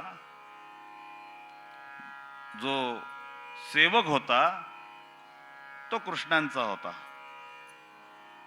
कारण 7 अक्षोहिणी सैन्य दिलं होतं, त्यातली 4 माणसं इकडं ठेवायला काय कृष्णाला जड आहे. त्यांनी ते ऐकलं, बघितलं युद्ध चालू असल्यामुळे जामर लावलेले आहेत सगळीकडे, रेंज कुठं नाही, मेसेज कृष्णांना करता येणार नाही. कधी एकदा युद्ध हे संपतंय, ड्युटी संपते, आणि कधी एकदा इथून बाहेर पडतोय, असं झालं. म्हणून तो ड्युटी संपायची वाट बघत होता. ड्युटी जशी संपली तसा तिथून जो थेट निघाला, तो कृष्णांना ही सगळी बातमी दिली. ही सगळी बातमी दिली. त्यानंतर पांडवांना ती बातमी दिली. पांडवांना बातमी दिल्यानंतर पांडवांनी आपापल्या बॅग भरायलाच घेतल्या. जायचंच आहे आता म्हणत. त्यांनी ठरवलंय म्हटल्यानंतर ते काहीच आता आम्हाला कोण वाचवू शकत नाही असं एक क्षण वाटलं. कृष्णाने ही बातमी ऐकली आणि कृष्ण डोक्यावरनं पांघरून घेऊन झोपून गेले. म्हणे काय उद्या होणार आहे ना, हे उद्या बघू काय करायचं, आत्ता कशाला टेन्शन घ्या. पण एकीला राहवलं नाही. ती तुळशी वृंदावनासमोर आली आणि हात जोडले. कृष्णा, जेव्हा जेव्हा जे जे लागलं ते ते सगळं तू पुरवतो, ते सगळं पुरवलंस, पण आता जे जे देणं द्यायचं होतं ते सगळं देणं देता झालास, पण आता एवढं एक दे. ने सविता झालासी प्रेमे तू करुनिया दया लुगड्या. त्यावेळेला असाही अवस्थेत असलेली मी आपणच वस्त्र झालास. ए आता चुडे भरी बा आश्रय मज एकची दयालू गड्या. कृष्णा, तेव्हा वस्त्र पुरवलीस, आता एवढी एक गोष्ट दे. आता चुडे भरी बा. आणि म्हणून ते थेट निघाली, ती कृष्णांच्या शिबिरामध्ये आली. कृष्णांच्या शिबिरामध्ये आली. ते कृष्ण पहुडले होते, झोपले होते. कृष्णांचं घोरडच कानावरती पडतं हिच्या. कृष्णा, तू नाही झोपलास, माझं सौभाग्य झोपलंय असं मला वाटतं. माझं भाग्य इथं झोपलेलं आहे. कृष्णा, अरे उठ उठ. म्हणून ती कृष्णांना उठवते. म्हणे, अरे भीष्मानी प्रतिज्ञा केली. कृष्ण उठून बसले, म्हणाले, द्रौपदी, तू आत्ता यावेळी काय येण्याचं कारण? म्हणे, भीष्मानी प्रतिज्ञा केली. काय प्रतिज्ञा केले? ऐक कृष्णा.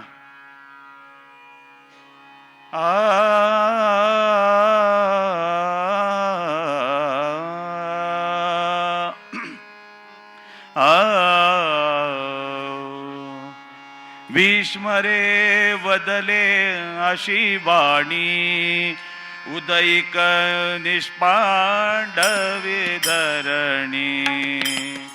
भीष्मरे वदले अशी वाणी उदयिक निष्पांडवे धरणी. आता रक्षी चक्रपाणी, आता रक्षी चक्रपाणी. तुझ विण नाही आम्हा कोणी, तुझ विण नाही आम्हा कोणी. अरे भीष्माने प्रतिज्ञा केले, निष्पांडवी पृथ्वी करणार. तुझ्याशिवाय दुसरा सोडवणारा कोण आहे रे आता आम्हाला? कृष्णा, मा ते भगिनी म्हणवीसी,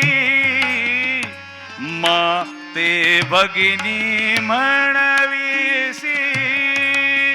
आली निद्रा तुझ कैसी, आली निद्रा तुझ कैसी. आली निद्रा तुझ कैसी, आली निद्रा तुझ कैसी. कृष्णा,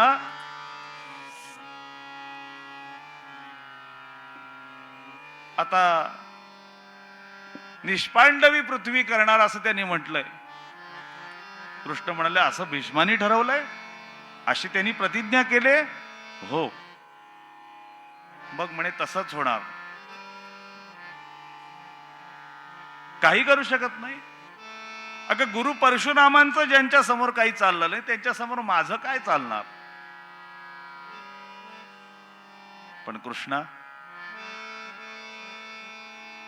तू या महाभारताचा नायक आहेस ना? मला माहिती आहे, समाधानी राहिलं पाहिजे, समाधानी राहिलं पाहिजे. पण तुझ्या असण्यानं तुझ्या भक्तावर ही जर अवस्था आली तर लोक तुला नावं ठेवतील रे. काही उपाय नाही उपाय.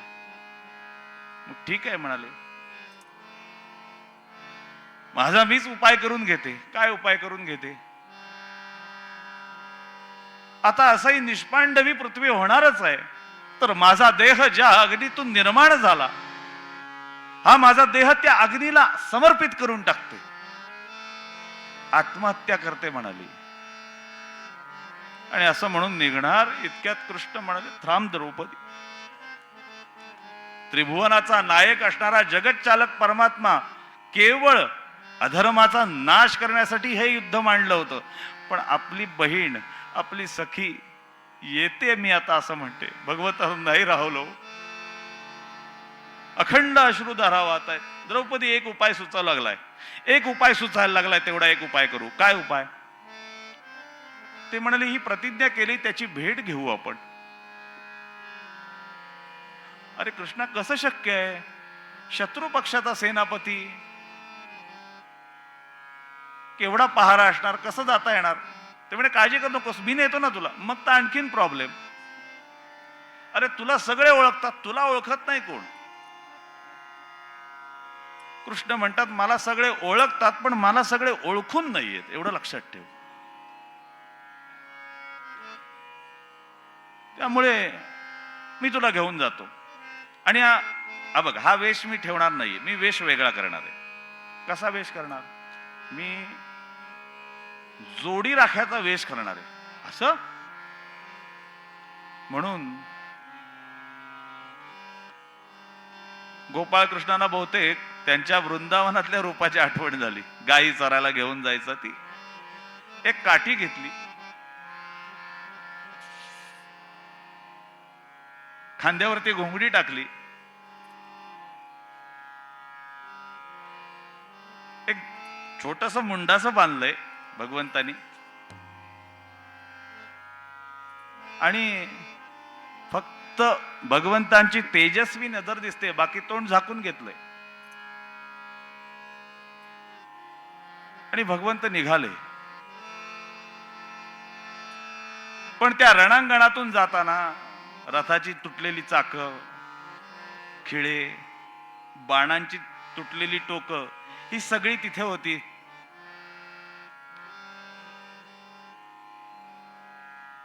त्या सगळ्यातून त्यांना जाता येईना. आणि त्या सगळ्यातून जाताना ते काटे पायात टोचतायत. कृष्णा, अरे माझ्या पायात काही नाही रे, माझ्या पायाची चाळण झाली. अगं द्रौपदी, आधी नाही का सांगायचं? माझ्या खडावा तू घाल. कृष्ण, आयुष्यभर ज्या खडावांची आम्ही पूजा करत आलो, ते चढाव पायात चढवू? नाही कृष्ण. द्रौपदी, आता ते पूजा वगैरे सगळं राहू दे, आता आपल्याकडे वेळ नाही, लक्षात घे. आपल्याला पटकन तिथं जायचंय. आणि आता बघितलंस का, घड्याळात पण आता वाजायला किती झाले ते? मग 5:08 झाली.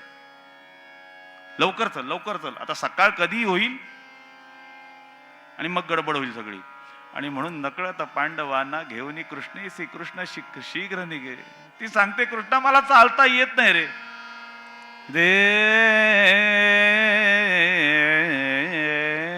मजला चालवेना, हरी मजला चालवेना, मजला चालवेना, हरी मजला चालवेना, हरी मजला चालवेना.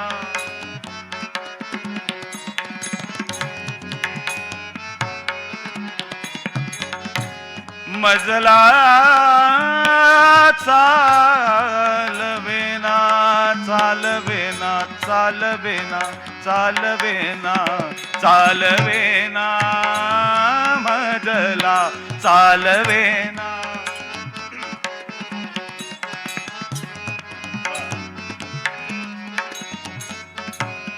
हरी मजला हा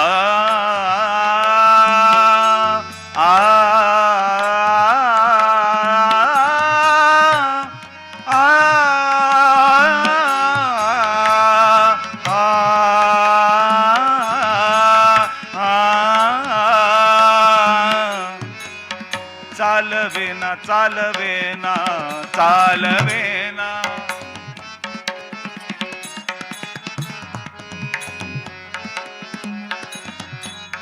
हरी मजला चालवेना मजला चालवेना चालवेना हरी मजला चालवेना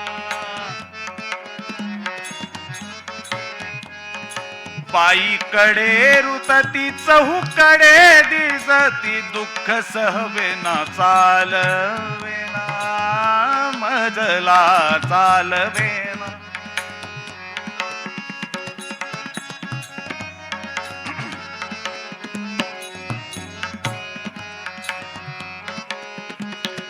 आले बिपिनी विकट झाली रजनी बिकट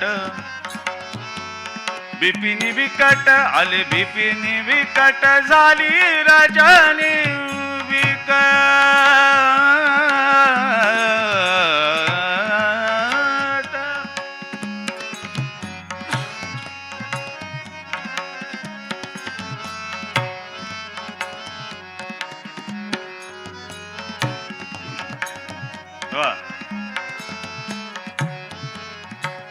आले आले आले बिपिनी विकट झाली रजनी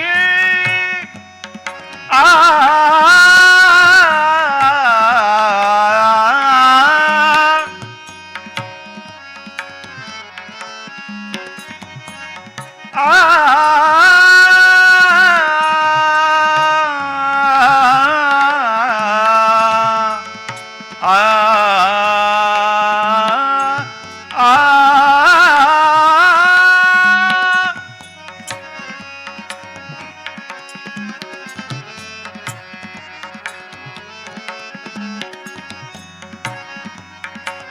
येती श्वापदे निकट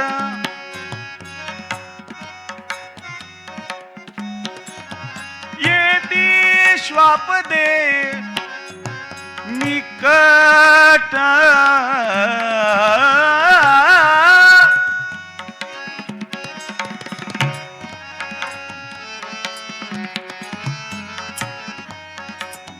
येती श्वापदे निकट मज निपट धीर धरवेना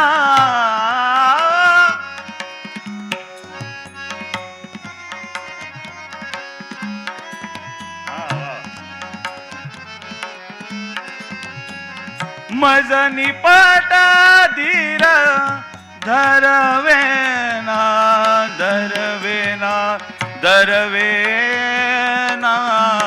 चालवेना हरी मजला चालवेना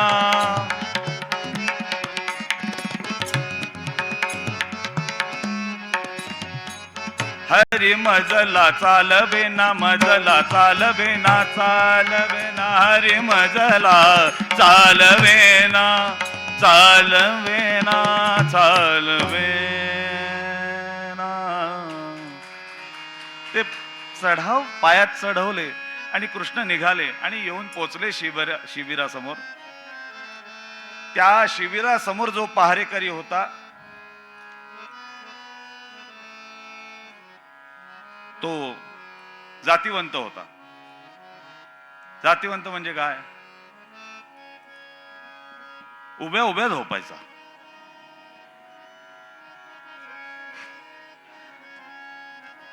असते काही जणांना सवय. काही जण उभ्या उभ्या झोपतात, काही जण बसल्या बसल्या झोपतात, कीर्तनात झोपतात. हे काय नवीन नव्हे.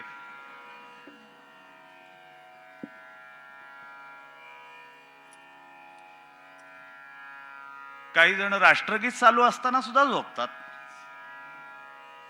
काही जण संसद चालू असताना सुद्धा झोपतात. ते नाही झोपत, आपलं भाग्य झोपलेलं आहे आणि आपल्याला कळत नाही. दर 5 वर्षांनी हे कळलं पाहिजे आपल्याला. तेवढ्या करता समर्थांनी लिहून ठेवलंय, बुद्धी दे रघुनायका. दे बाबा, किमान 5 वर्षांतरी बुद्धी दे एकदा. असो, राजकारण माझा मुद्दा नाही, पण पहिले जे हरिकथा निरूपण, दुसरे ते राजकारण आणि तिसरे ते सावधपण सर्व विषयी.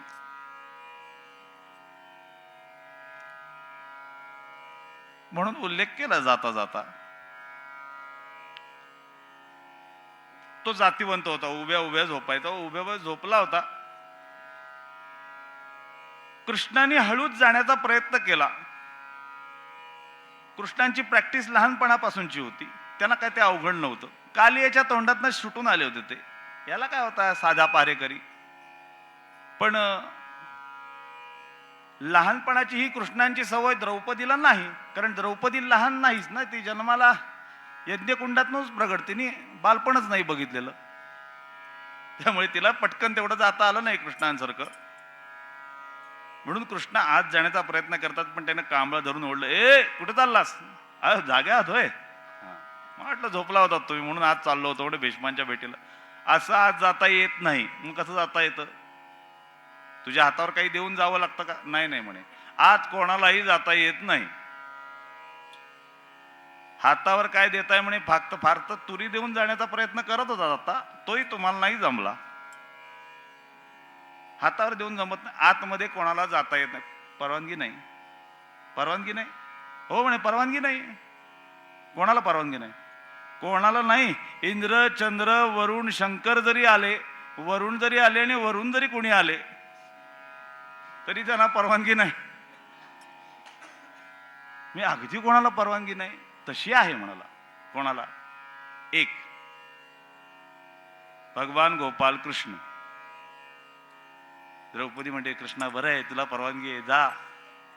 म्हणे मी परवानगी असून मला उपयोग नाही, माझ्या पुढचं नाटक आहे, अंक वेगळा आहे, तो मी सांगतोय तेवढंच करायचं. कृष्णा दुसरी परवानगी कोणाला आहे? म्हणे कुणी यती संन्यासी तापसी जर कुणी असले तर त्यांना परवानगी आहे.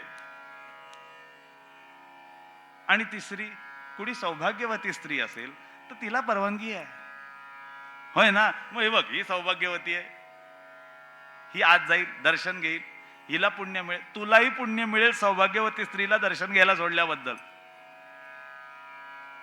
काय बोलतो? पक्का आहे का? पाठवतो का तिला? तिला जाता येईल पण तुला जाता येणार नाही म्हणून. ठीक आहे, मी मला बसतो म्हणा शेजारी, इथं मी इथं बसतो, तिला आज जाऊ दे. आणि मग द्रौपदी हळूच बोलते कृष्णाची, कृष्णा मी एकटी जाऊ आतमध्ये? हो तुला एकटीलाच जावं लागणार. पण कृष्णा मी एकटी जाऊन आतमध्ये काय बोलू? तुला बोलायचं काम नाही, फक्त मी सांगितलंय तेवढं कर. अरे पण आतमध्ये गेल्यानंतर तो विचारेल. काय विचारेल? तू कोणाबरोबर आलीस? मग तुझं नाव सांगू ना. ए म्हणे माझं नाव सांगू नको. मग नाटक केलं कशाला? माझं नाव सांगू नकोस, हे नाटक केलं कशाला? मग त्याने विचारलं तर सांगू काय? त्यांना सांग आमचा जोडी राख्या गडी आलाय, जोडा राख्या गडी आलाय. असं म्हणजे खोटं बोलू? अरे कसं जमणार कृष्णा? सांगू कसे मी त्याला, त्याला सांगू कसे मी त्याला.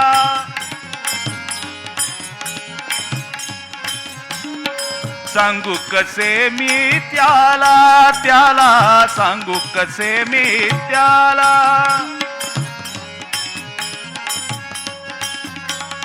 सद्दर्शनी मम हृदय तापते, सद्दर्शनी मम हृदय तापते, अन्नुत हे वदनाला सांगू कसे मी त्याला.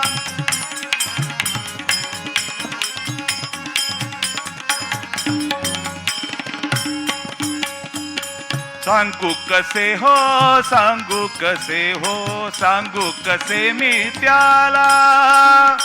भीम रक्षका रक्षी सदया. कृष्णा अरे कसं बोलू त्याला, कसं सांगू? एवढं खोटं कसं बोलताय? द्रौपदी आता वेळ नाही, पटकन आज जा आणि पटकन हे जाऊन सांग. कृष्णा पण कसं सांगू? द्रौपदी थांब, आता काही किंतु नाही परंतु नाही, पटकन जा, पटकन जा पटकन जा. आणि त्याप्रमाणे द्रौपदी आतमध्ये गेली. आणि इकडे पश्चाताप होतोय भीष्माना आता.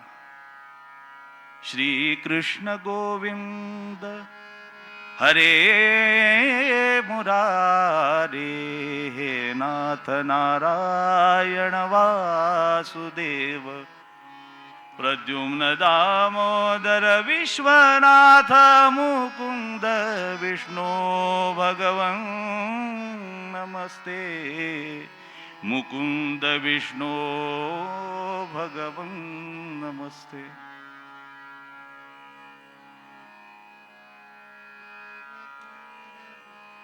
धिक्कार असो माझ्या आजोबा धर्माला. आपलेच नातू मारायचे. जे न्यायानं वागतायत, जे धर्मानं विजय मिळवण्याचा प्रयत्न करतायत त्यांनाच संपवायचं, ही मी प्रतिज्ञा केली. धिक्कार असो धिक्कार असो. आता ती कुंती किंवा द्रौपदी इथं आली तर त्यांना काय उत्तर देऊ मी? काय उत्तर देऊ? एवढं म्हणायला आणि तेवढ्याच कृष्णाने सांगितल्याप्रमाणे द्रौपदी आत आली आणि हे मुखानं श्री कृष्ण गोविंद हरे मुरारे इकडून तिकडे एरझाऱ्या घालतायत. अचानक त्यांना थांबवलं आणि नमस्कार केला. ही द्रौपदी 2026 काळातली नव्हती म्हणून तिच्या बांगड्यांचा आवाज भीष्मांपर्यंत गेला. संपलं वाक्य, पुढे नाही बोलत काही. आणि तो आवाज कानावरती पडता क्षणी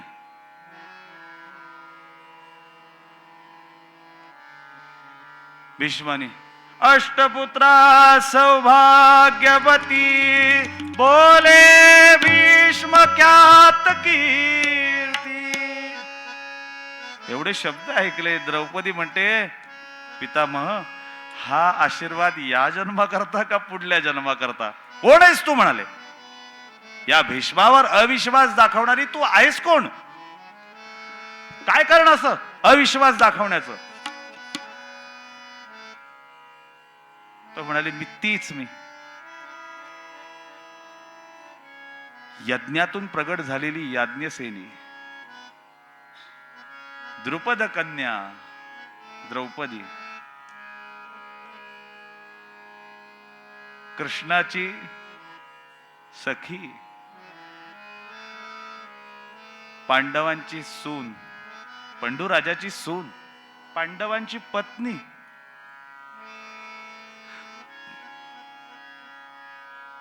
तुमची नातसून.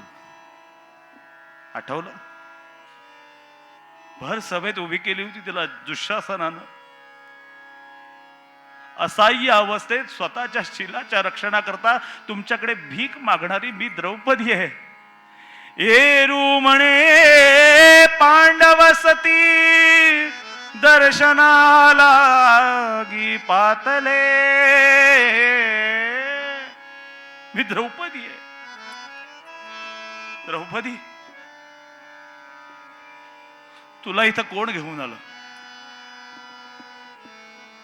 म्हणे माझा जोडा राख्या गडी आलाय. कोण आलाय? माझा जोडा राख्या गडी आला.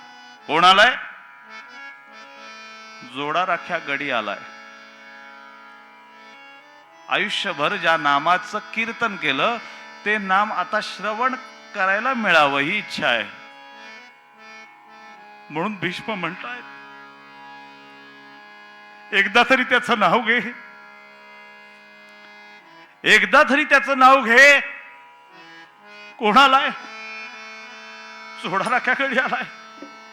बरोबर बरोबर.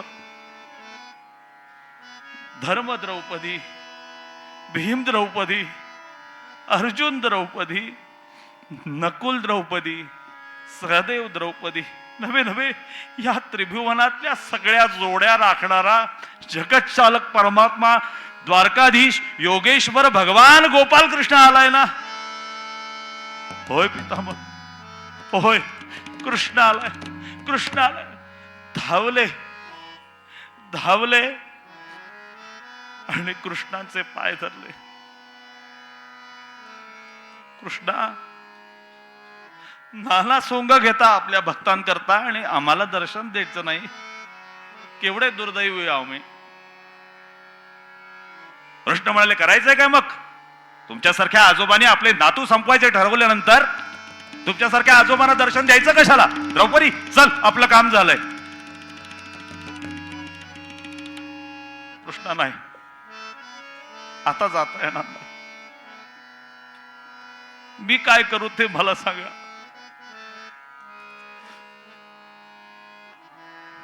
तुका म्हणे घालू तयावरी भार, वाहू हा संसार देवापायी. तेव्हा आतापर्यंत केलेलं जे सगळं पुण्य आहे, ते पुण्य तुमच्या चरणाशी वाहिलं. सांगा काय करू? तुम्ही सांगाल ते करतो. कृष्ण म्हणाले, असं. आता द्रौपदीच्या लक्षात आलं, हा का एवढा यशस्वी आहे. बऱ्याच वेळा परिणाम साधण्याकरता खूप लोकांना बोलावं लागतं. तो परिणाम कृष्णाने फक्त एका नमस्काराने साधला.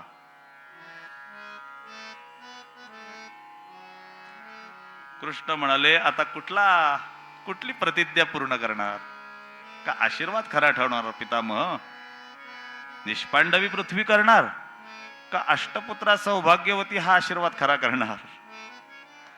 कृष्णा, तुम्हीच सांगा, मला नाही कळत, तुम्हीच सांगा. भक्ताची ही अवस्था तुकोबाराय अपेक्षित करतात.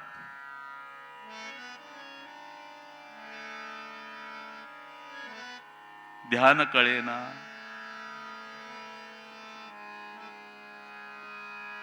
तेव्हा मला काहीही कळत नाही.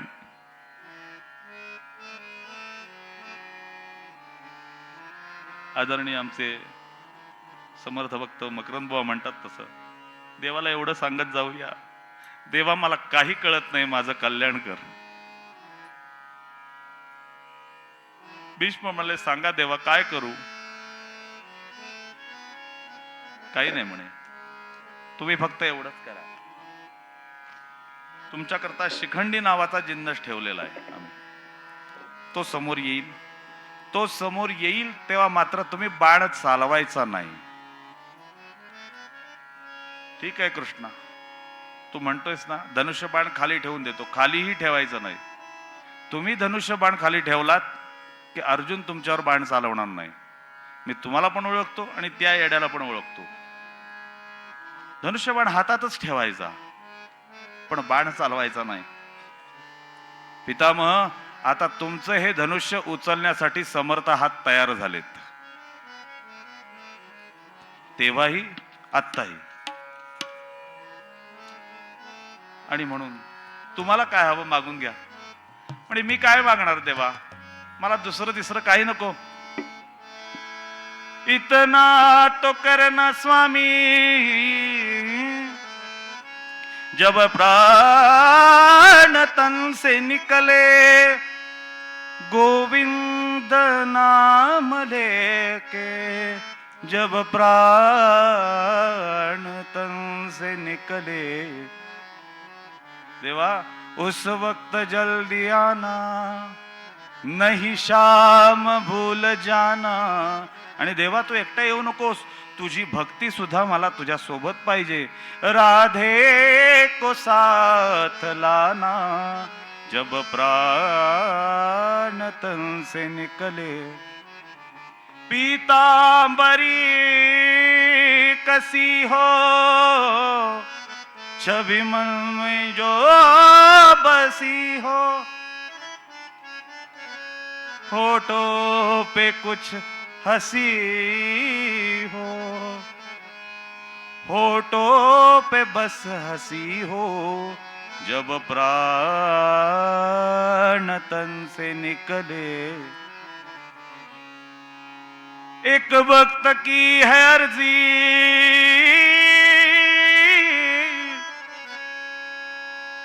खुद गर्ज की है गर्जी, आगे तुम्हारी मर्जी, जब प्राण तन से निकले. दुसरं तिसरं काही नको देवा, फक्त तुमचं ते रूप मला बघायला मिळावं आणि अखंड नामाने तुमच्या चरणावर हे आयुष्य वाहता यावं, बस बाकी काय नको. तुमची कृपा जशी या पांडवांवर राहिली ना, तशीच माझ्यावरही असावी, जन्मोजन्मी असावी, बस बाकी काही नको. पांडवांच्या जीवनामध्येही कल्याण झालं, कारण काय, त्यांना एक कळलं होतं, ठेविले अनंते तैसेची राहावे, चित्ती असो द्यावे समाधान. आता माध्यम द्रौपदीला करायचं होतं म्हणून द्रौपदीला भगवंताने पुढे आणलं. पण भगवंत सुद्धा कसा लीला नाटकी आहे, द्रौपदीलाच या प्रसंगात पुढे यावंसं का वाटलं हो? कारण त्याच्याशिवाय नाटक पूर्णच होणार नाही. बाकी पांडव कोणी येऊन काही उपयोग नाही, तीच आली पाहिजे.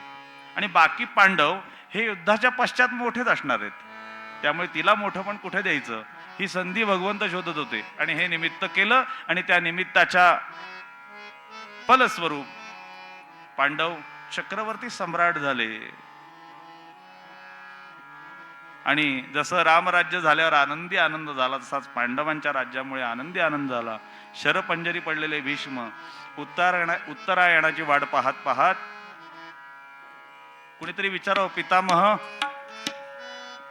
आम्हाला प्रश्न पडलाय की नक्की हा देह त्यागणार कधी? ते म्हणे, तुमच्या प्रश्नाचं उत्तर उत्तरायण असं आहे. त्या उत्तरायणात मी हा, आणि त्या उत्तरायणामध्ये भगवंत जेव्हा भेटायला आले, तेव्हा भगवंत या भगवान गोपाल कृष्णांना सहस्रनामानी हे आपली सर्व कर्म भगवंत या भीष्माने समर्पित केली. सगळा भार कृष्णांच्या चरणावरती वाहिला, आणि हा देह त्या गंगा मातेला पुन्हा समर्पित केला. त्या विष्णू सहस्रनामाचा परिणाम आजही आम्हाला समाधानकारक नव्हे, आम्हाला जीवनामध्ये आनंद निर्माण करणारा, आम्हाला जीवनामध्ये सुरक्षित करणारा आहे, खूप काही मिळवून देणारा आहे. त्या विष्णू सहस्रनामाविषयी मी वेगळं काय बोलावं? तर एवढं कल्याण जाता जाता सुद्धा त्या पुण्यात्म्यानं केलं. म्हणून काही वेळा प्रश्न निर्माण होतो, त्यांना भीष्माचार्य म्हणावं का? तर खरंच म्हणावं, धर्माचे ते आचार्यच होते, कारण त्यांना धर्म शेवटच्या क्षणी का होईना कळला होता. फक्त भेद होता, तो कृष्णांच्या कृपेनं नाहीसा झाला, आणि शेवटी ते त्याच्या रूपामध्ये विलीन झाले. आमची सुद्धा अवस्था त्यावेळेला अशीच असावी, शेवटच्या क्षणाला फोटो पे बस हसी हो, बस एवढंच, आणखीन दुसरं काय अपेक्षा करायची? हाच आशय सांगताना आरंभीला बोलायला घेतलेल्या अभंगामध्ये तुकोबाराय वर्णन करतात की ठेविले अनंते तैसेची राहावे, चित्ते असो द्यावे समाधान. झालेली सेवा समर्थांच्या चरणी आपण सगळ्यांनी मिळून समर्पित करूया. जे काही चांगलं आहे ते गुरुजनांचं, अनेक कीर्तनकारांचं आहे, आणि जे काही दोष असतील ते माझे मला परत द्या. बाकी मला तुमच्या खिशातली नोट नको, मला तुमचं वोट नको, कारण त्या मार्गात मी कधी जाईन असं मला वाटत नाही. फक्त परमार्थाबद्दलची खोट कोणाच्या मनात असेल तर जाताना जाताना इथे सोडून द्या, धाब्याच्या मारुतीजवळ, तो बघेल त्याचं काय करायचं. परमार्थाबद्दल कोणाच्या अंतःकरणात खोट राहू नये, खोट असू नये, आणि असेल तर ती समर्थानं सांगावं असं वाटतंय. ती नक्की समर्थ तुमची इच्छा पूर्ण करतील, हा विश्वास मनात धरून सेवेला पूर्ण विराम द्यायचा. 2 गोष्टी आवर्जून मागतो. जेव्हा प्रसादाला बसल्यानंतर अन्नाच्या पानामध्ये काही टाकू नका. शेतकरी आपलं रक्त सांडतो, रक्ताचा घाम गाळतो, तेव्हा हे अन्न पिकतं. पानात काही टाकणं हा त्या शेतकऱ्याचा अपमान आहे. आणि मऊ गादीवर अंग टाकताना या देशातला जवान आठवा, ते तिथे सुरक्षित आहेत. आणि जवान नुसता आठवू नका, जवान तिकडे असताना त्यांची कुटुंब इकडे सुरक्षित आहेत का, याकडे लक्ष देणं हे तुमच्या आमच्या सारख्या सगळ्या भक्तांचं आणि सर्व भारतीयांचं ध्येय आहे. एवढं लक्षात ठेवूया. आणि सेवेला पुन्हा एकदा समर्थांना वंदन करतो. भूषण स्वामींनाही वंदन, दोन्ही साथीदारांच्या चरणी वंदन. आज 2 दिवस श्री सोहम होळकर साथीला होते हार्मोनियमच्या, आणि आदित्य उपाध्याय आणि तबल्याला श्री आदित्य उपाध्ये यांनी दोघांनी रंगत आणली. आता आजच्या दिवसाचं काम कोणाच्या हातात द्यायचं म्हणजे सर्वेश ईश त्याच्या हातात दिलं, म्हणून त्यांनी मला सांभाळून घेतलं. त्यामुळे कीर्तनात रंगत आली. तबल्याच्या साथीला हे समर्थांचं लेकरू आहे, तुम्ही बघताच आहात त्यांना, त्यामुळे त्यांच्यावर ओळख काय करून द्यायची. पण अमेय आहेत, छान आहेत, लक्ष ठेवा. पण तुम्ही सगळ्यांनी उत्तम साथीदार आहेत.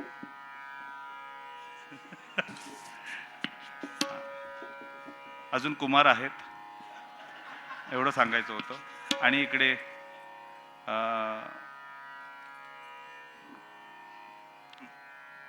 झांजीच्या साथीला बसलेले आमचे हरिभक्तीपरायण राष्ट्रीय कीर्तनकार संदीप बुवा मांडके यांचे शिष्य अनिकेत बुवा कुलकर्णी.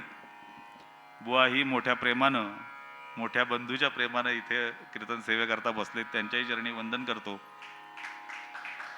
काय असतं, बाकी सगळी नाती जवळची असतात, पण मामा जास्त जवळचा असतो. त्यामुळे आमचे मामा आलेत, त्यामुळे त्यांच्याही चरणी वंदन करतो. बुवांचे चिरंजीव आहेत.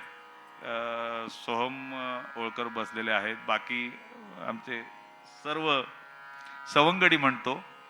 आणि हा बसलेला आवाज तुमच्यापर्यंत व्यवस्थित पोचवणारे म्हटलं ना, काही काळजी करायची नाही आपण, काळजी रामाला असते.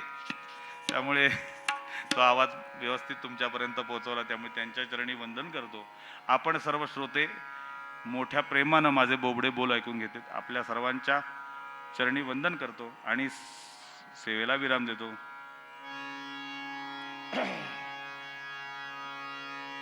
हेची थोर भक्ती आवडते देवा, संकल्पावी माया संसाराची, ठेविले अनंते तैसेची राहावे, चित्ती असो द्यावे समाधान, वाहिल्या उद्वेग दुःखची केवळ भोगणे ते फळ संचिताचे. तुका म्हणे घालू तयावरी भार वाहू हा संसार देवा पायी, देवा पायी ठेविले अनंते तैसेची, ठेविले अनंते तैसेची राहावे, तैसेची राहावे, तैसेची राहावे. पंढरीनाथ भगवान की जय. राजाधिराज रामचंद्र महाराज की जय. राष्ट्रगुरु श्री समर्थ रामदास स्वामी महाराज की जय. जे मागणं तुकोबारायांनी मागितलं तेच आपण मागूया.